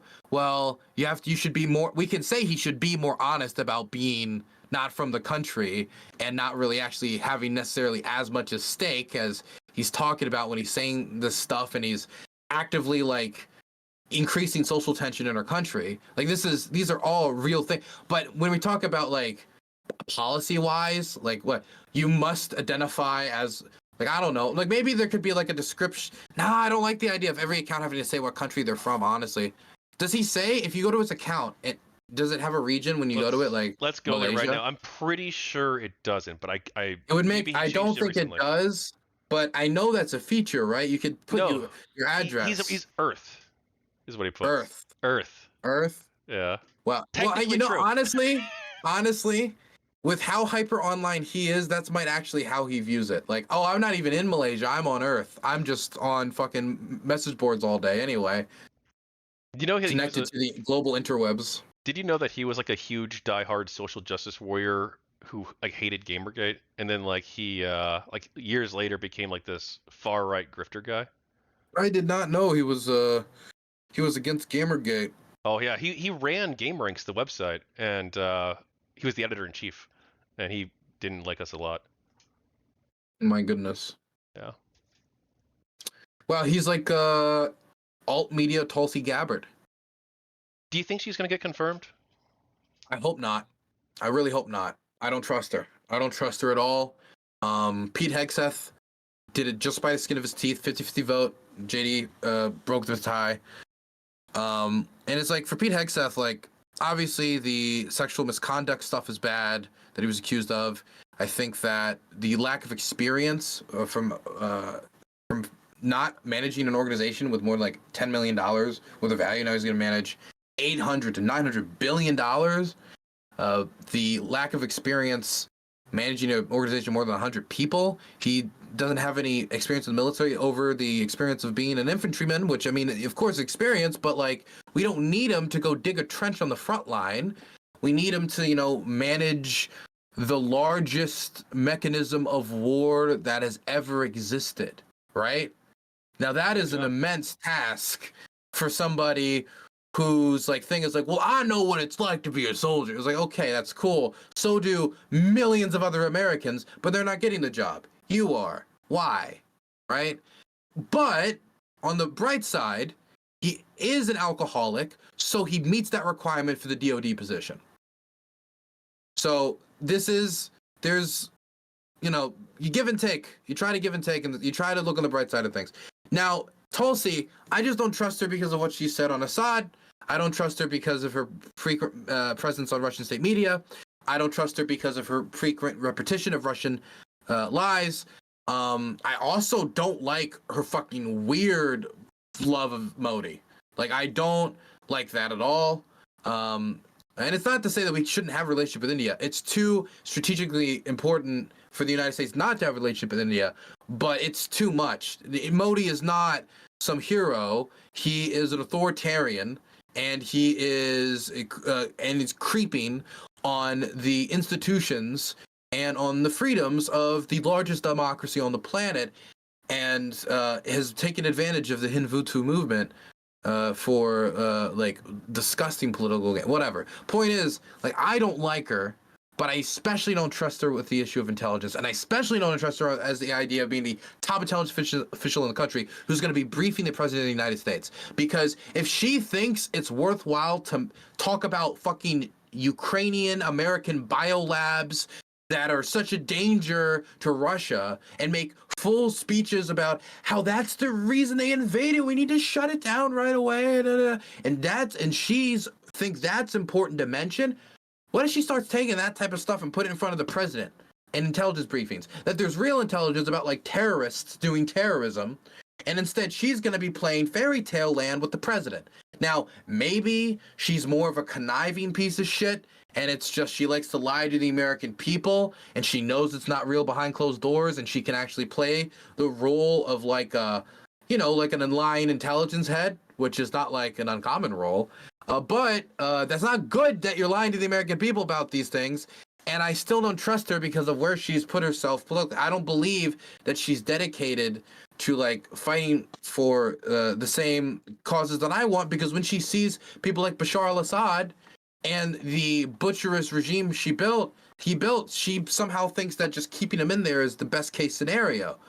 And so I just don't trust her judgment. I don't trust her with intelligence. I don't trust her to interpret the intelligence. And I honestly think she might be even a security risk. I don't know if she'd leak stuff. I'm not saying she 100% would, but if someone was to put a gun to my head and say which one is going to be the one to leak to the foreign adversary, Tulsi would be on the front of the list. Yeah, I agree. What arguments? And for what experience, by the way? What experience does she bring to an intelligence position? That's a good question. I don't think Trump has an answer either. So, what arguments have you found convincing to the people who are sorry? What arguments have you found that other people are convinced by when you discuss this? I know you do debates sometimes. You go on panels. You talk about this. I spoke at LibertyCon twice. I haven't been invited this year, so I'm not speaking there this year, but I spoke there twice about the war. And something that did seem to work with talking with libertarians was talking about that we made an agreement for everybody's international security, that it was better if less countries had nukes. And this is a standard that both Republican and Democratic presidents have agreed to, that most world powers have agreed to, except for certain case exceptions. Because they want less chances for failure in an international atomic system. And so when Ukraine sacrifices a potential tool for the reclamation of the sovereignty and for the protection of it to the international community in return for this type of, protection, and then they don't get it, like, I think that making the argument, not only is it not right and it's wrong on America's credibility, but it's also corrosive to nuclear non-proliferation, which I think is a laudable goal, because we want to make sure that there's as few failure points in that system as long as we have these weapons to set off a mass casualty event, which would be a disaster for everyone, not only for the people who would die and the environmental implications, but also for the almost certain to follow military spending increases, which is going to take away from social spending after, say, something like that. And not to mention, of course, the arms race that would probably come with it immediately by a bunch of states that might not even be ready to do an arms race. Like they might do it if you have a bunch, like 20, 30 countries racing to get a bomb at the same time, some of them with lower safety standards than others. Like, I mean, it can't even be the issue of somebody pulling the trigger. It can be in their race to get ready to pull the trigger. Something goes wrong. Point is, I think it's laudable to protect it, and this is an argument that's even worked with a lot of libertarians. And I think that keeping up an agreement's credibility, keeping up American credibility, and keeping up nuclear non-proliferation, putting aside like any of the selfish interests that only interest the United States that I could bring up. Of course, keeping the credibility of the United States is also a selfish interest, but I wouldn't clearly define it as such. Well, credibility of the United States. What do you think of the conversation about Greenland and Denmark? And Trump wants to purchase them. I think it's okay. I'll talk about it as a cold, calculated negotiating tactic, which is what I think it is, and I'll talk about the effects I think it'll have, which I think are demonstrably bad. Well, I don't know. I could say it's demonstrably bad right now, but I think will be bad. So, I think that this is not a genuine goal that Trump is moving forward. When he talks about manifest destiny and all this stuff, that type of language does give it a little bit more credence because he's now integrating it into like a larger ideological narrative that he's integrating into like campaign speeches and stuff like that. I mean, like speeches as he's entering the White House when he doesn't need to campaign. And but he also loves to never stop campaigning. So he, in this moment, is trying to, I think, start a negotiating position where the people of Panama and the people of Greenland, or their governments or representatives, will be like, oh my gosh, he wants to annex us. And so they're going to be willing to offer so much out of fear of that, out of concessions, because they don't want a crisis with the United States. Because if you're Greenland, I mean, your security is somewhat reliant on the United States because you're NATO. And also, like, I mean, due to your proximity to the United States and the size of the United States, there's not really much you could do. And Panama is in a kind of similar predicament. And so both states would probably, when really put in a corner, rather take some concessions in mineral rights, rather take some concessions in shipping rights, rather take some concessions when it comes to, the ability to, transverse the Arctic. And so I think this is a tough negotiating opener. That's what I think this is. Now, it's possible that it isn't. And if they try to call the bluff, I don't know how things will develop. Trump is a wild card. And plus, I think he wants to keep that wild man mystique. But I don't see Donald Trump actually going through with the invasion if he can get concessions, which I think is what he's aiming for. So I think that's what this is. Now, the negative effects of it is that if the president of the United States is openly like, I'm going to take you over because we had 3,000 of our colonials die from mosquitoes in your forest, so we get your land now. If that's the historical standard the president of the United States is setting, then how the hell do you argue against any of the Ruski Mir bullshit? And so I don't like that type of standard being set from the bully pulpit of the presidency. And I think it's quite humiliating to see it like that, especially considering our previous legacy, right with the death of Jimmy Carter, right now being he gave it over for $1. And I love the symbolism of that. And he could have opened with a much more tough, he could have opened with a tough negotiating position, probably got the same stuff he's going to get anyway, without lowering American credibility, ruining our reputation in these countries, our soft power, and also normalizing this behavior. You know, it's funny. I was listening to. I tried to listen to. I don't listen to a lot of news in general, but I actually follow you for like the Ukraine stuff usually. But then I also like other streamers a couple times, and then like the BBC. But you follow Dylan Burns? Of course. You shouldn't trust that guy. Yeah, he seems like a piece of shit. Yeah, I hear he leans against Gamergate. Yeah, I heard that too. Actually. Yeah. He doesn't really care. He says ethics in gaming journalism is for window lickers, man. It was really mean of him. It was. I was deeply offended. I almost didn't bring him on, but I decided to give him a shot anyway. But I also listened to like National Review on the conservative side to try and like get more like not crazy conservative perspective on things. And they made a very interesting observation because like all of Trump's fans, they're all like no new wars under Trump, right? That's their big talking point during the election, right?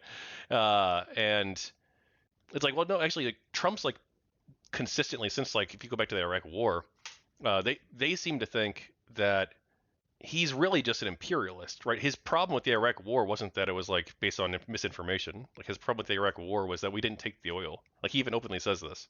If you look at like Trump's like statements and actions throughout his time, He was it's in always favor of the been. invasion originally, and he just turned around when it went bad. He's always like that. It's he just goes with the wind. Well, yeah, like well, I don't think he has any ideology. Like their view, I guess, their view at National Review, some other people at least, is that he's an imperialist, right? Like his fundamental value is imperialism. But like really though, um, like I don't think he has any ideology at all, except for like his own self. I do think that like his values on how he thinks power works leans toward an imperialistic way of mode of action, and that's I believe to be the case.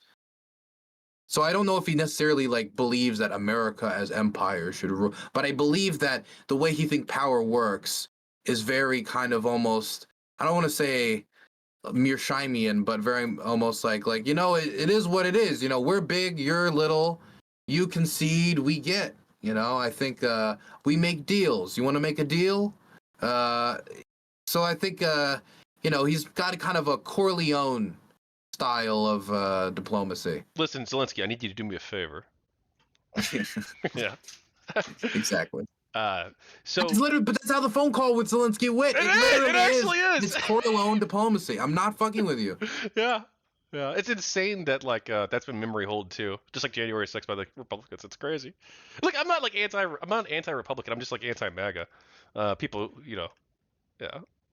I mean, like, right? If the Republicans, like, if this is their party now, then I don't know, like, being anti-MAGA and being anti-Republican becomes essentially like. Really, what I mean to say is like I'm not anti-conservative. Like you could be conservative, you could be libertarian. Look, be the American liberal, people can get like Democrat, whatever. I don't care. American people can show a remarkable ability to like spit somebody out very quickly. So maybe the Republican Party, after a particularly bad second Trump term, you would see like some changes or something. But it's just hard to see because he's really digging himself into the institutions of the party. Because if your daughter's chairing it, like what do you do?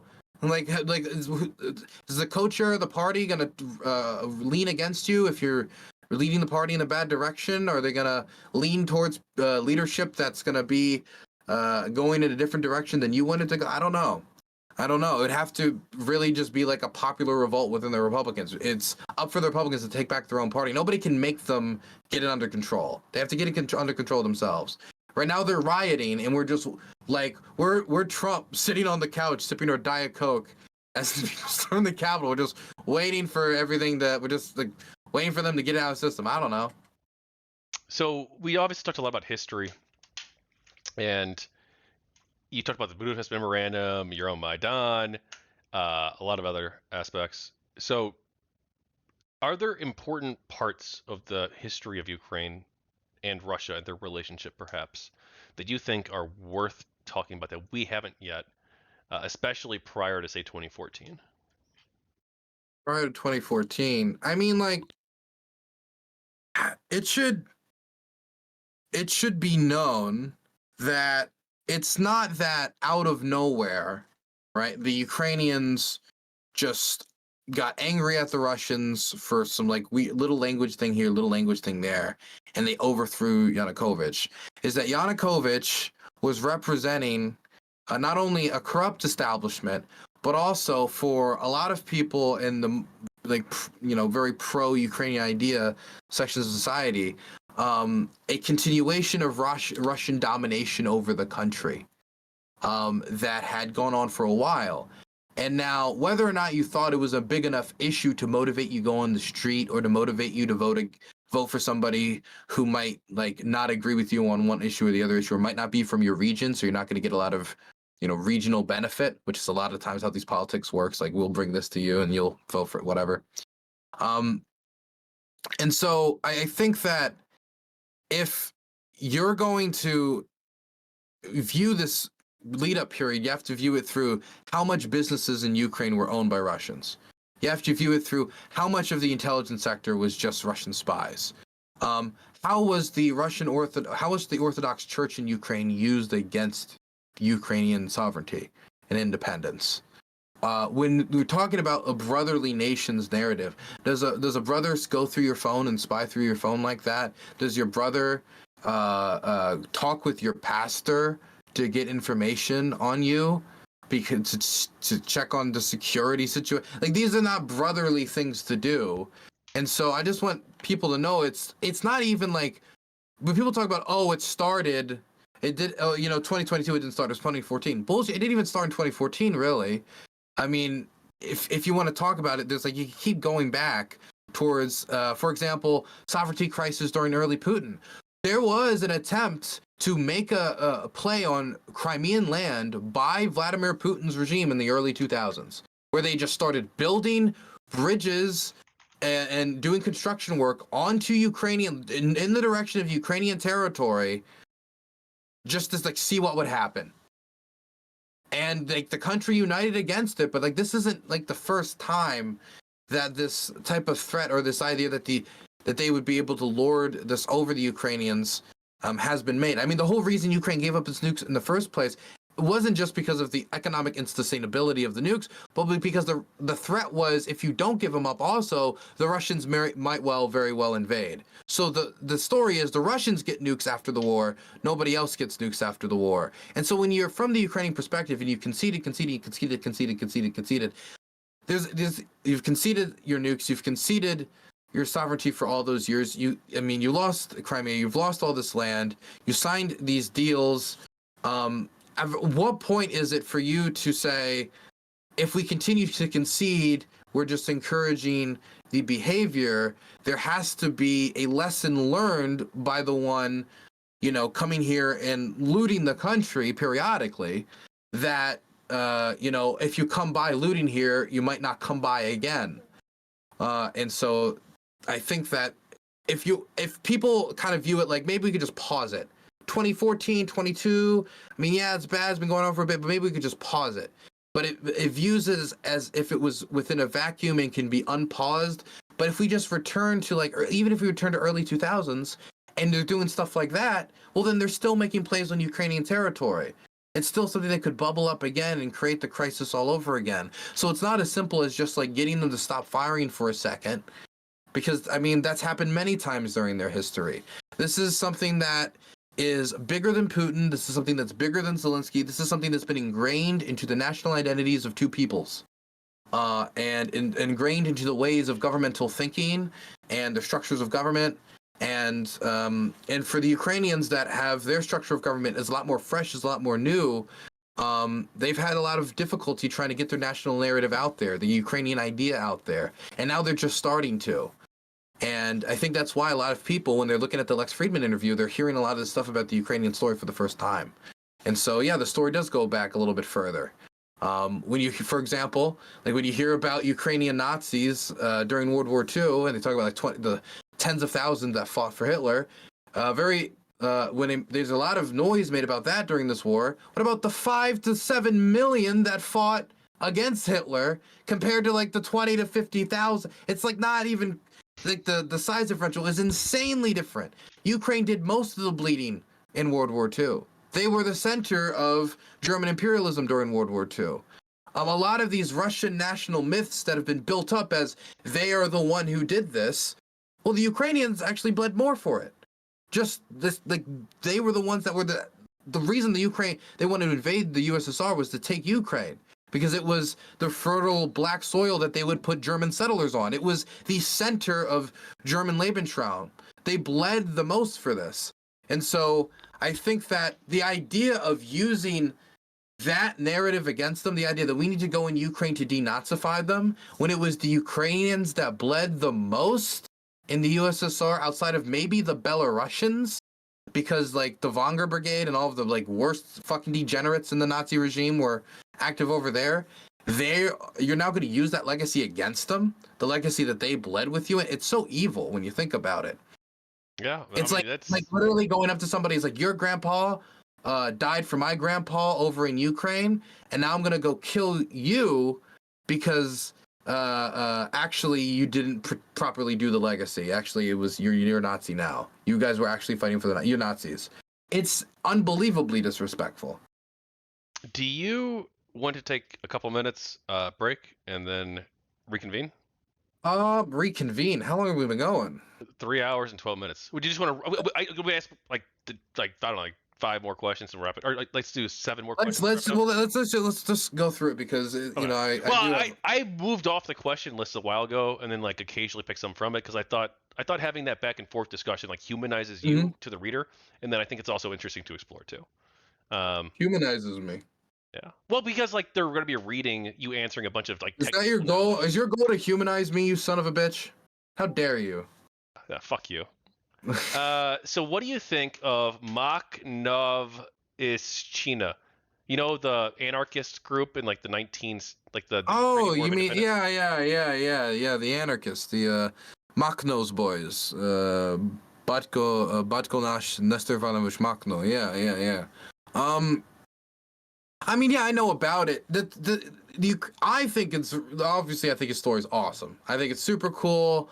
Like the challenging of both the imperial authority and the Bolshevik Reds that were bullying farmers and hurting people. I mean, like obviously it was super idealistic.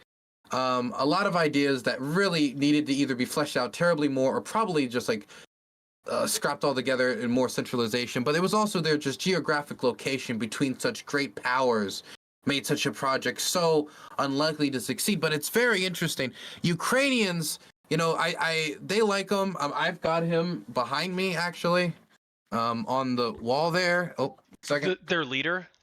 There he is, right there. Nestor Makhno. But the thing is, a lot of Ukrainians are they don't like that they allied with the Bolsheviks during the end of the Civil War, and then they got backstabbed, which is a very tragic story. It's a very tragic story how the Bolsheviks backstabbed the anarchists. But I mean, they did that to a lot of people. They were not just the anarchists, but yeah. So a lot of Ukrainians kind of resent that decision, and usually when I ask them, I'm like, "What do you think of Makhno?" They're like, he shouldn't have worked with the Bolsheviks, or he shouldn't have trusted so and so. It's never like direct critiques of Makhno, just like critiques of his decision making. And also, he's not like a Ukrainian national figure. He's a Ukrainian national figure in the idea that now he's deeply embedded in Ukrainian national identity as Ukrainian national figure and stuff like that. But he didn't really believe in like an independent, sovereign Ukraine. He didn't believe in a nation of Ukraine at all. He believed that there shouldn't be nations at all because he was an anarchist, and he believed that it should all be like the people rule the. He didn't believe in those types of like national war. I'm sure that like the free territories wouldn't have been literally expansive all over the globe, but so there's also some people like, well, he wasn't enough of a Ukrainian nationalist. He didn't work with the Kiev authorities enough, etc. Were the Kiev authorities the good guys? The West, like the People's Republic of Ukraine, or were they actually democracies, or no? I mean, like when we say like good guys, bad guys, it's not like a Marvel movie, but like if you were to ask me what's better for Ukraine at that period, the People's Republic of Ukraine, or the Bolsheviks, which would like I guess the alternative, I would say yes. I would think it would be an independent Ukraine that could manage its own interests and could, for example, do normal, not mentally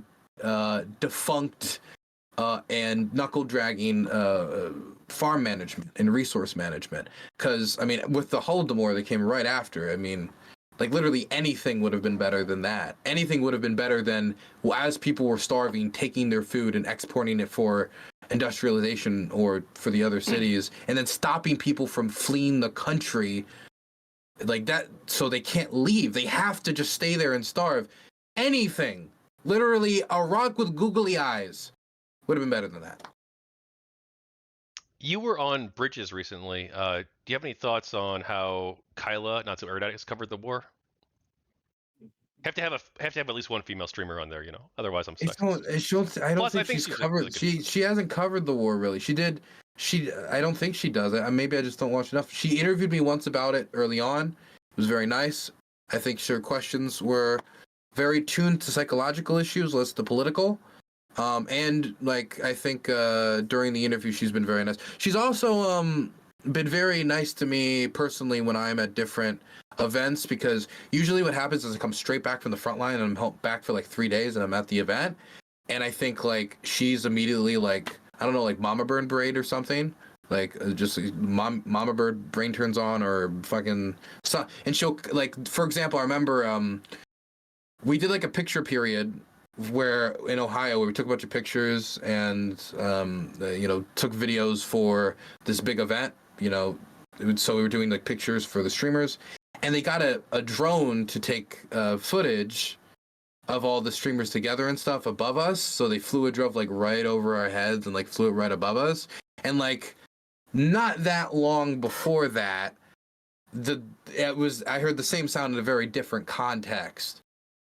And so I stepped aside for a bit afterwards just to like, just like kind of just, cool down or just like, clear my head a bit.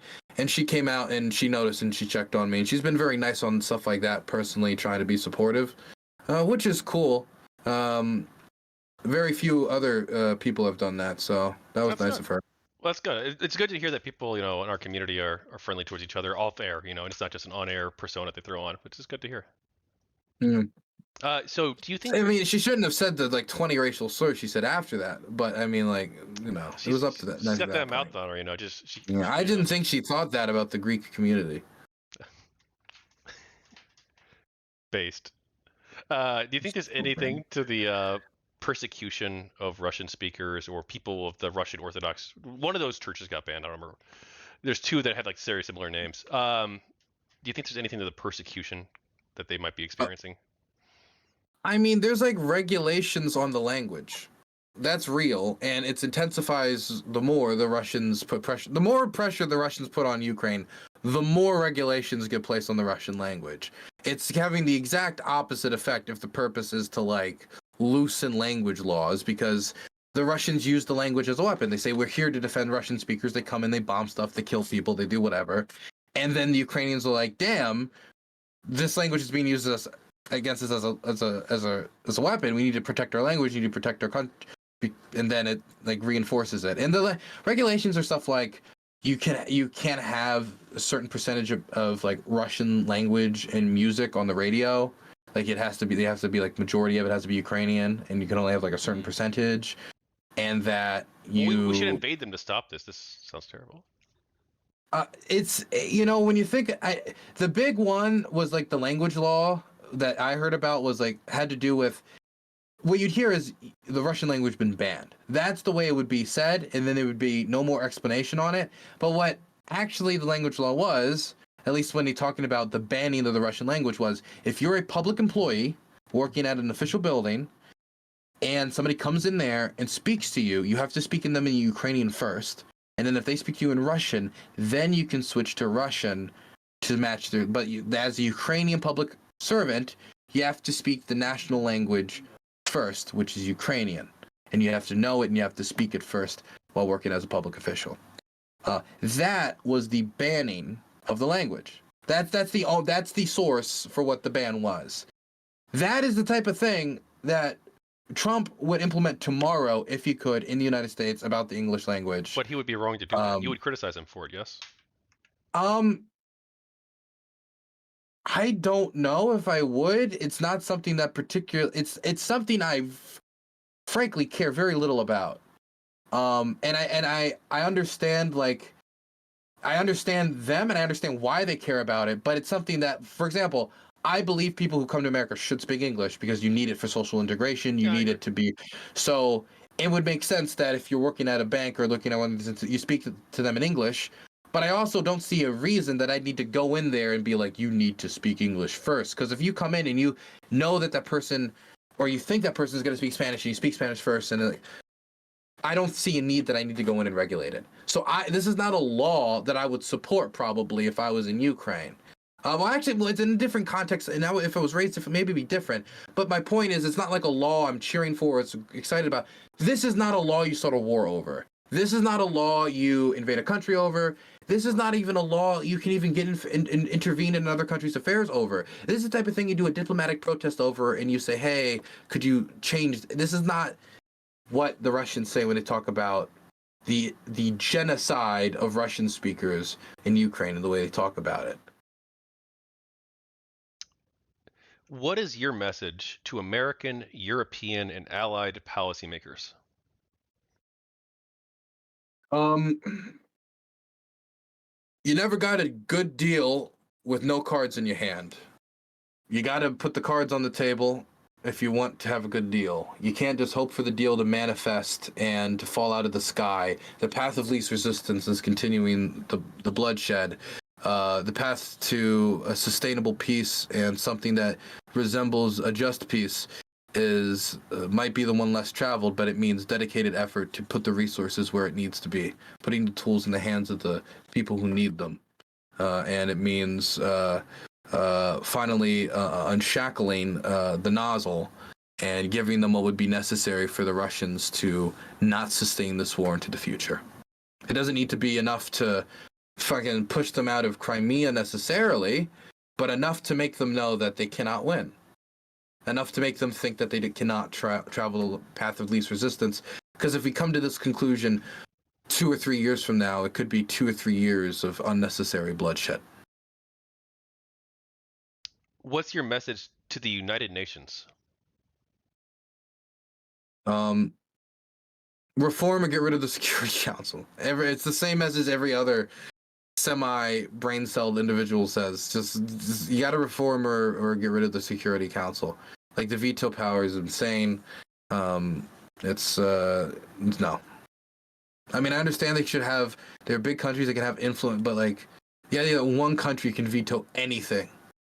I don't like it. And if you want to take more decisive action on global issues, probably going to mean reforming it at the very least. What's your message to Vladimir Putin? I'm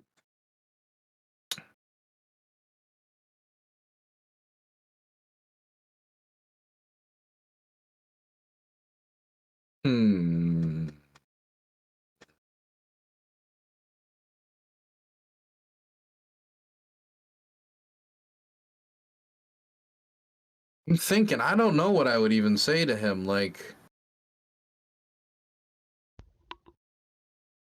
I really don't know what I would say to Putin. It's kind of hard because it's like an insult's easy, but like, I don't know. I'd probably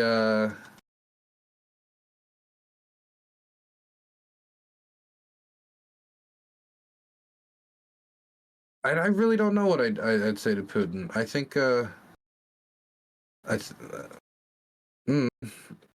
just tell him that, you've doomed Russia forever. Like, you've set them on a path that's going to cause demographic and economic catastrophe for decades, and there's not really even anything you can do at this point. You fucked it, and you'll be dead before they see the worst parts of it. Your biggest goal you work towards, your legacy, is gonna be fucked. That's the hope, at least. Not the hope that Russia's fucked, but the hope is that his legacy will. Do you think there's anything to the rumors that his health is in decline, Mr. Putin? It's impossible to say. I mean, he looks old, and he doesn't look too good, but he's old. When you get old, you get more frail. You start to look like that. So, I don't know. I mean, I don't want to be wishful thinking, so I won't jinx it. I'll just cross my fingers. What's your message to the Russian people?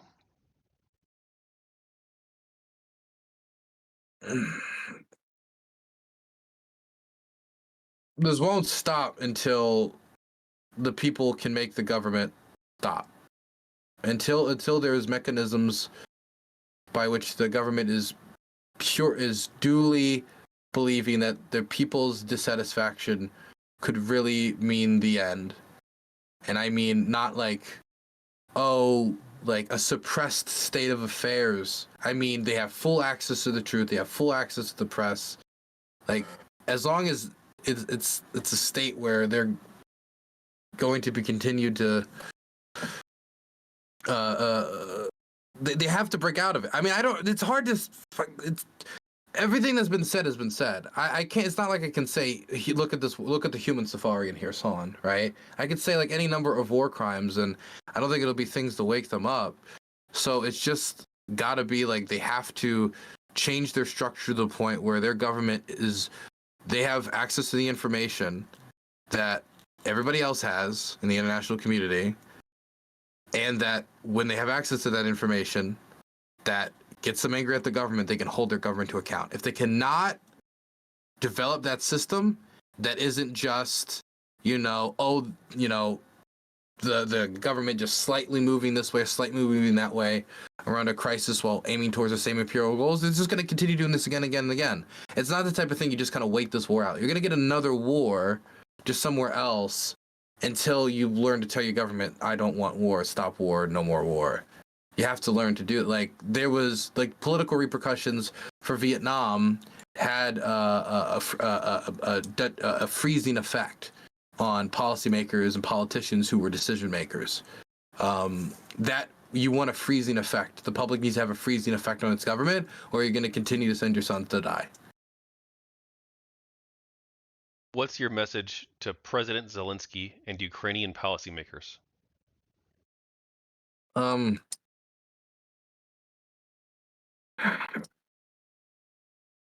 You got to put on the best show of your life for Trump, because like everything else I could tell, it's just, you got to put on the show. You got to put on the song and dance. Because the United States provides about 40% of Ukrainian military aid. The loss of that would be immense. Not to mention how it could have a detrimental domino effect on other powers who would then maybe possibly pull out on top of it. So he needs to find a way to hook in Trump, and he needs to end this war in a way where the Russians feel that they're not walking away with something that was worth the trouble. This isn't on the question list, but one of my friends in real life, one of my best friends, great guy, he's been very mixed on Ukraine because he feels as though the Biden administration hasn't done enough. He thinks that we should have gone in there. Oh, wait. Ukrainian policymaking. I almost forgot. I should definitely say this. Zelensky needs to make decisions about mobilizations and rotations. If they don't make the decisions about mobilizations and rotations, including difficult ones about possibly mobilizing younger people, then you could cause a faster breakdown. That means you're going to do the same thing later, less organized, and risk the lives of these people in even more dangerous circumstances. And if the youth is, really, because of the demographic issues, I understand they want to protect it, but you can have them serve in roles that are going to be less likely to be frontline service roles. Now, I understand that in the military that tends to change as other people fall and you need to replace stuff, but if the war is going to continue, the positions need to be manned. And you cannot just look at your veteran manpower pool as an endless supply of human capital, because you will break these men. They need time to rest. And if maybe you can get them to go out there and fight again, but you got to give them time to rest. People don't get time to rotate, and it crushes them.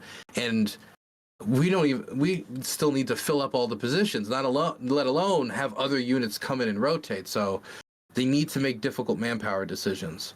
How those decisions are made, I'll leave it up to the Ukrainians, but it cannot just be supplemented through drones or just new technologies. They need people in those positions. Of course, I would make the argument that then you would need to give those people the best equipment possible, because if you just give them all Ladas and machine guns and get them all killed, then you're losing your human capital, and then the Russians can take the advantage. So that means more armored cars, that means more armored vehicles, that means supply, because I know a lot of people that are draft dodging that are not going to join unless they feel like are going to get decent equipment and decent command. And so reforming, if the Ukrainians did enough to reform their command, and then we gave them decent equipment, I think we could also encourage more people to go back into service who have draft dodged or deserted. And I think that, it could have a demonstrably very positive impact. Thank you. My friend, one of my best friends in real life, he was very skeptical in Ukraine, because he supports Ukraine, wants them to win, but he feels like the Biden administration strategy isn't good. What he wanted to have happen instead is for America to go in there in the international community to basically go in day one, basically tell Russia, look, you need to leave now, and if you don't, we're going to go in guns blazing. And if Russia doesn't leave, We go in there, we knock them out in 2 hours, 2 weeks, whatever. What do you think of that? Was he right? Say it one more time. My friend thinks that we should have moved it, that the international community in the United States should have moved Oh, in and like taken moved out in Russia at the troops. beginning. I mean, I Troops, yeah.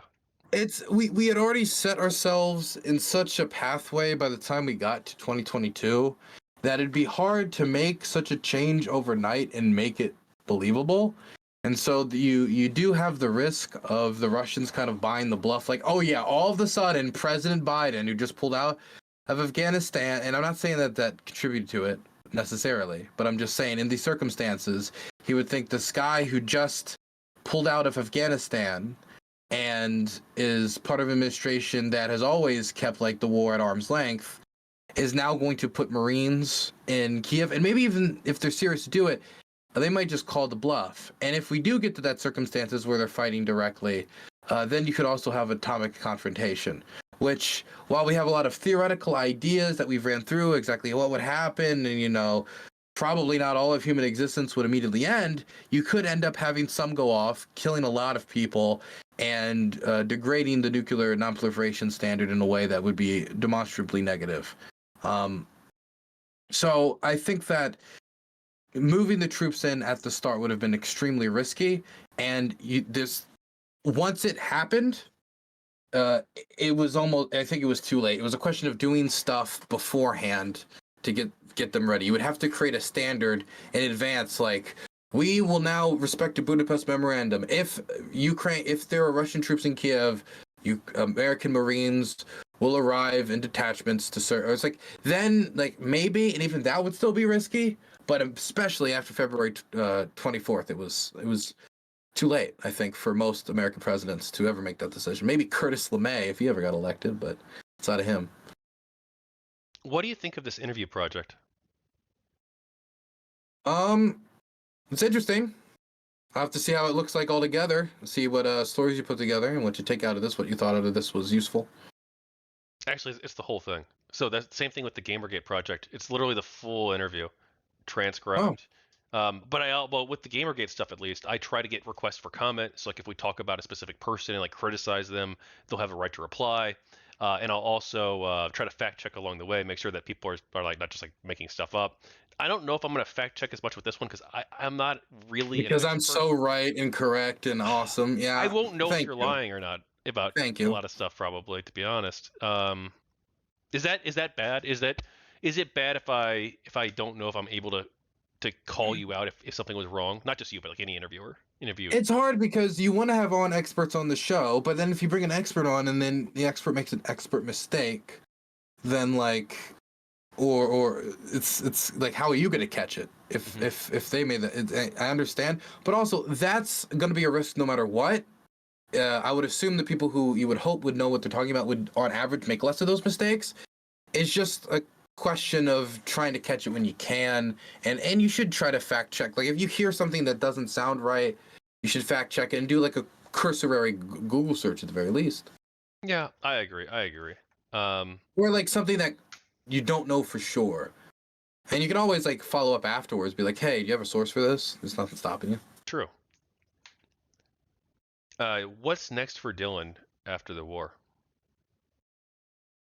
I don't know. I'm gonna finish my time in college because I did drop out of college to do this. So I think I'm gonna have to actually go back to college while I'm still reporting on the war, because it actually my credits. I started going to college when I was in high school. I got high school credits and like some IR programs.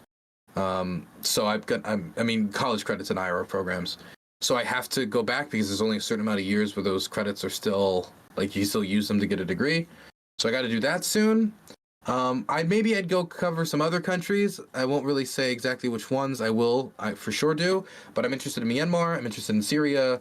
I'm interested in Sudan. I'm interested in Taiwan. I'm interested in Moldova. I'm interested in a few places, the Baltics and such. So I think I might go to other places to cover. I might want to do some more American-centric stories. Like I might want to go check out some tribal issues in the States, or maybe, I don't know, maybe some more Maryland-based issues. For example, I don't know if the Key West reconstruction is going to become politicized by the next administration, but if it does, maybe I'll do something on that. I don't know. But I think I'm going to be giving this like journalism thing a run for at least a little bit, huh? Yeah, me too. Well, hey, thank you so much for coming on. Is there anything else you want to talk about? No, I think that's it. I released a new video today on my main channel. Sumi, Ukraine's launchpad for resistance. If anybody wants to go check that out, you can. Yeah, that's it. Where can people find you? Oh, Dylan Burns TV on YouTube. Dylan Burns Live if you want, weekly streams. And Dylan Burns 1776 on Twitter. Dylan Burns TV, Instagram, Dylan Burns TV, Blue Sky. I don't know what to give people, so I just kind of throw everything out. Yeah, if you're watching on Dylan's channel, if you re-upload this, Techie on Blue on YouTube, also on Twitch and Kick, or go to GamergateBook.com for my work, The People of Gamergate. I don't have a title for this book yet, but I will come up with one at some point in my life. And thank you so much. And as you can see, Techie on Blue regularly on the Q forums under the name. I think it was what was it? It was like Cunnyman 1776. Was it? Was that your name? Yes, that was me. Yeah, but that's not linked to this identity though. You just doxed me. Did I? Yeah, we can edit that out later. Oh, okay, that's good. Yeah. We'll edit that out. All right. Well, hey, have a good night, man. Thanks for coming on. Thank you. Have a good one. Bye-bye. Bye.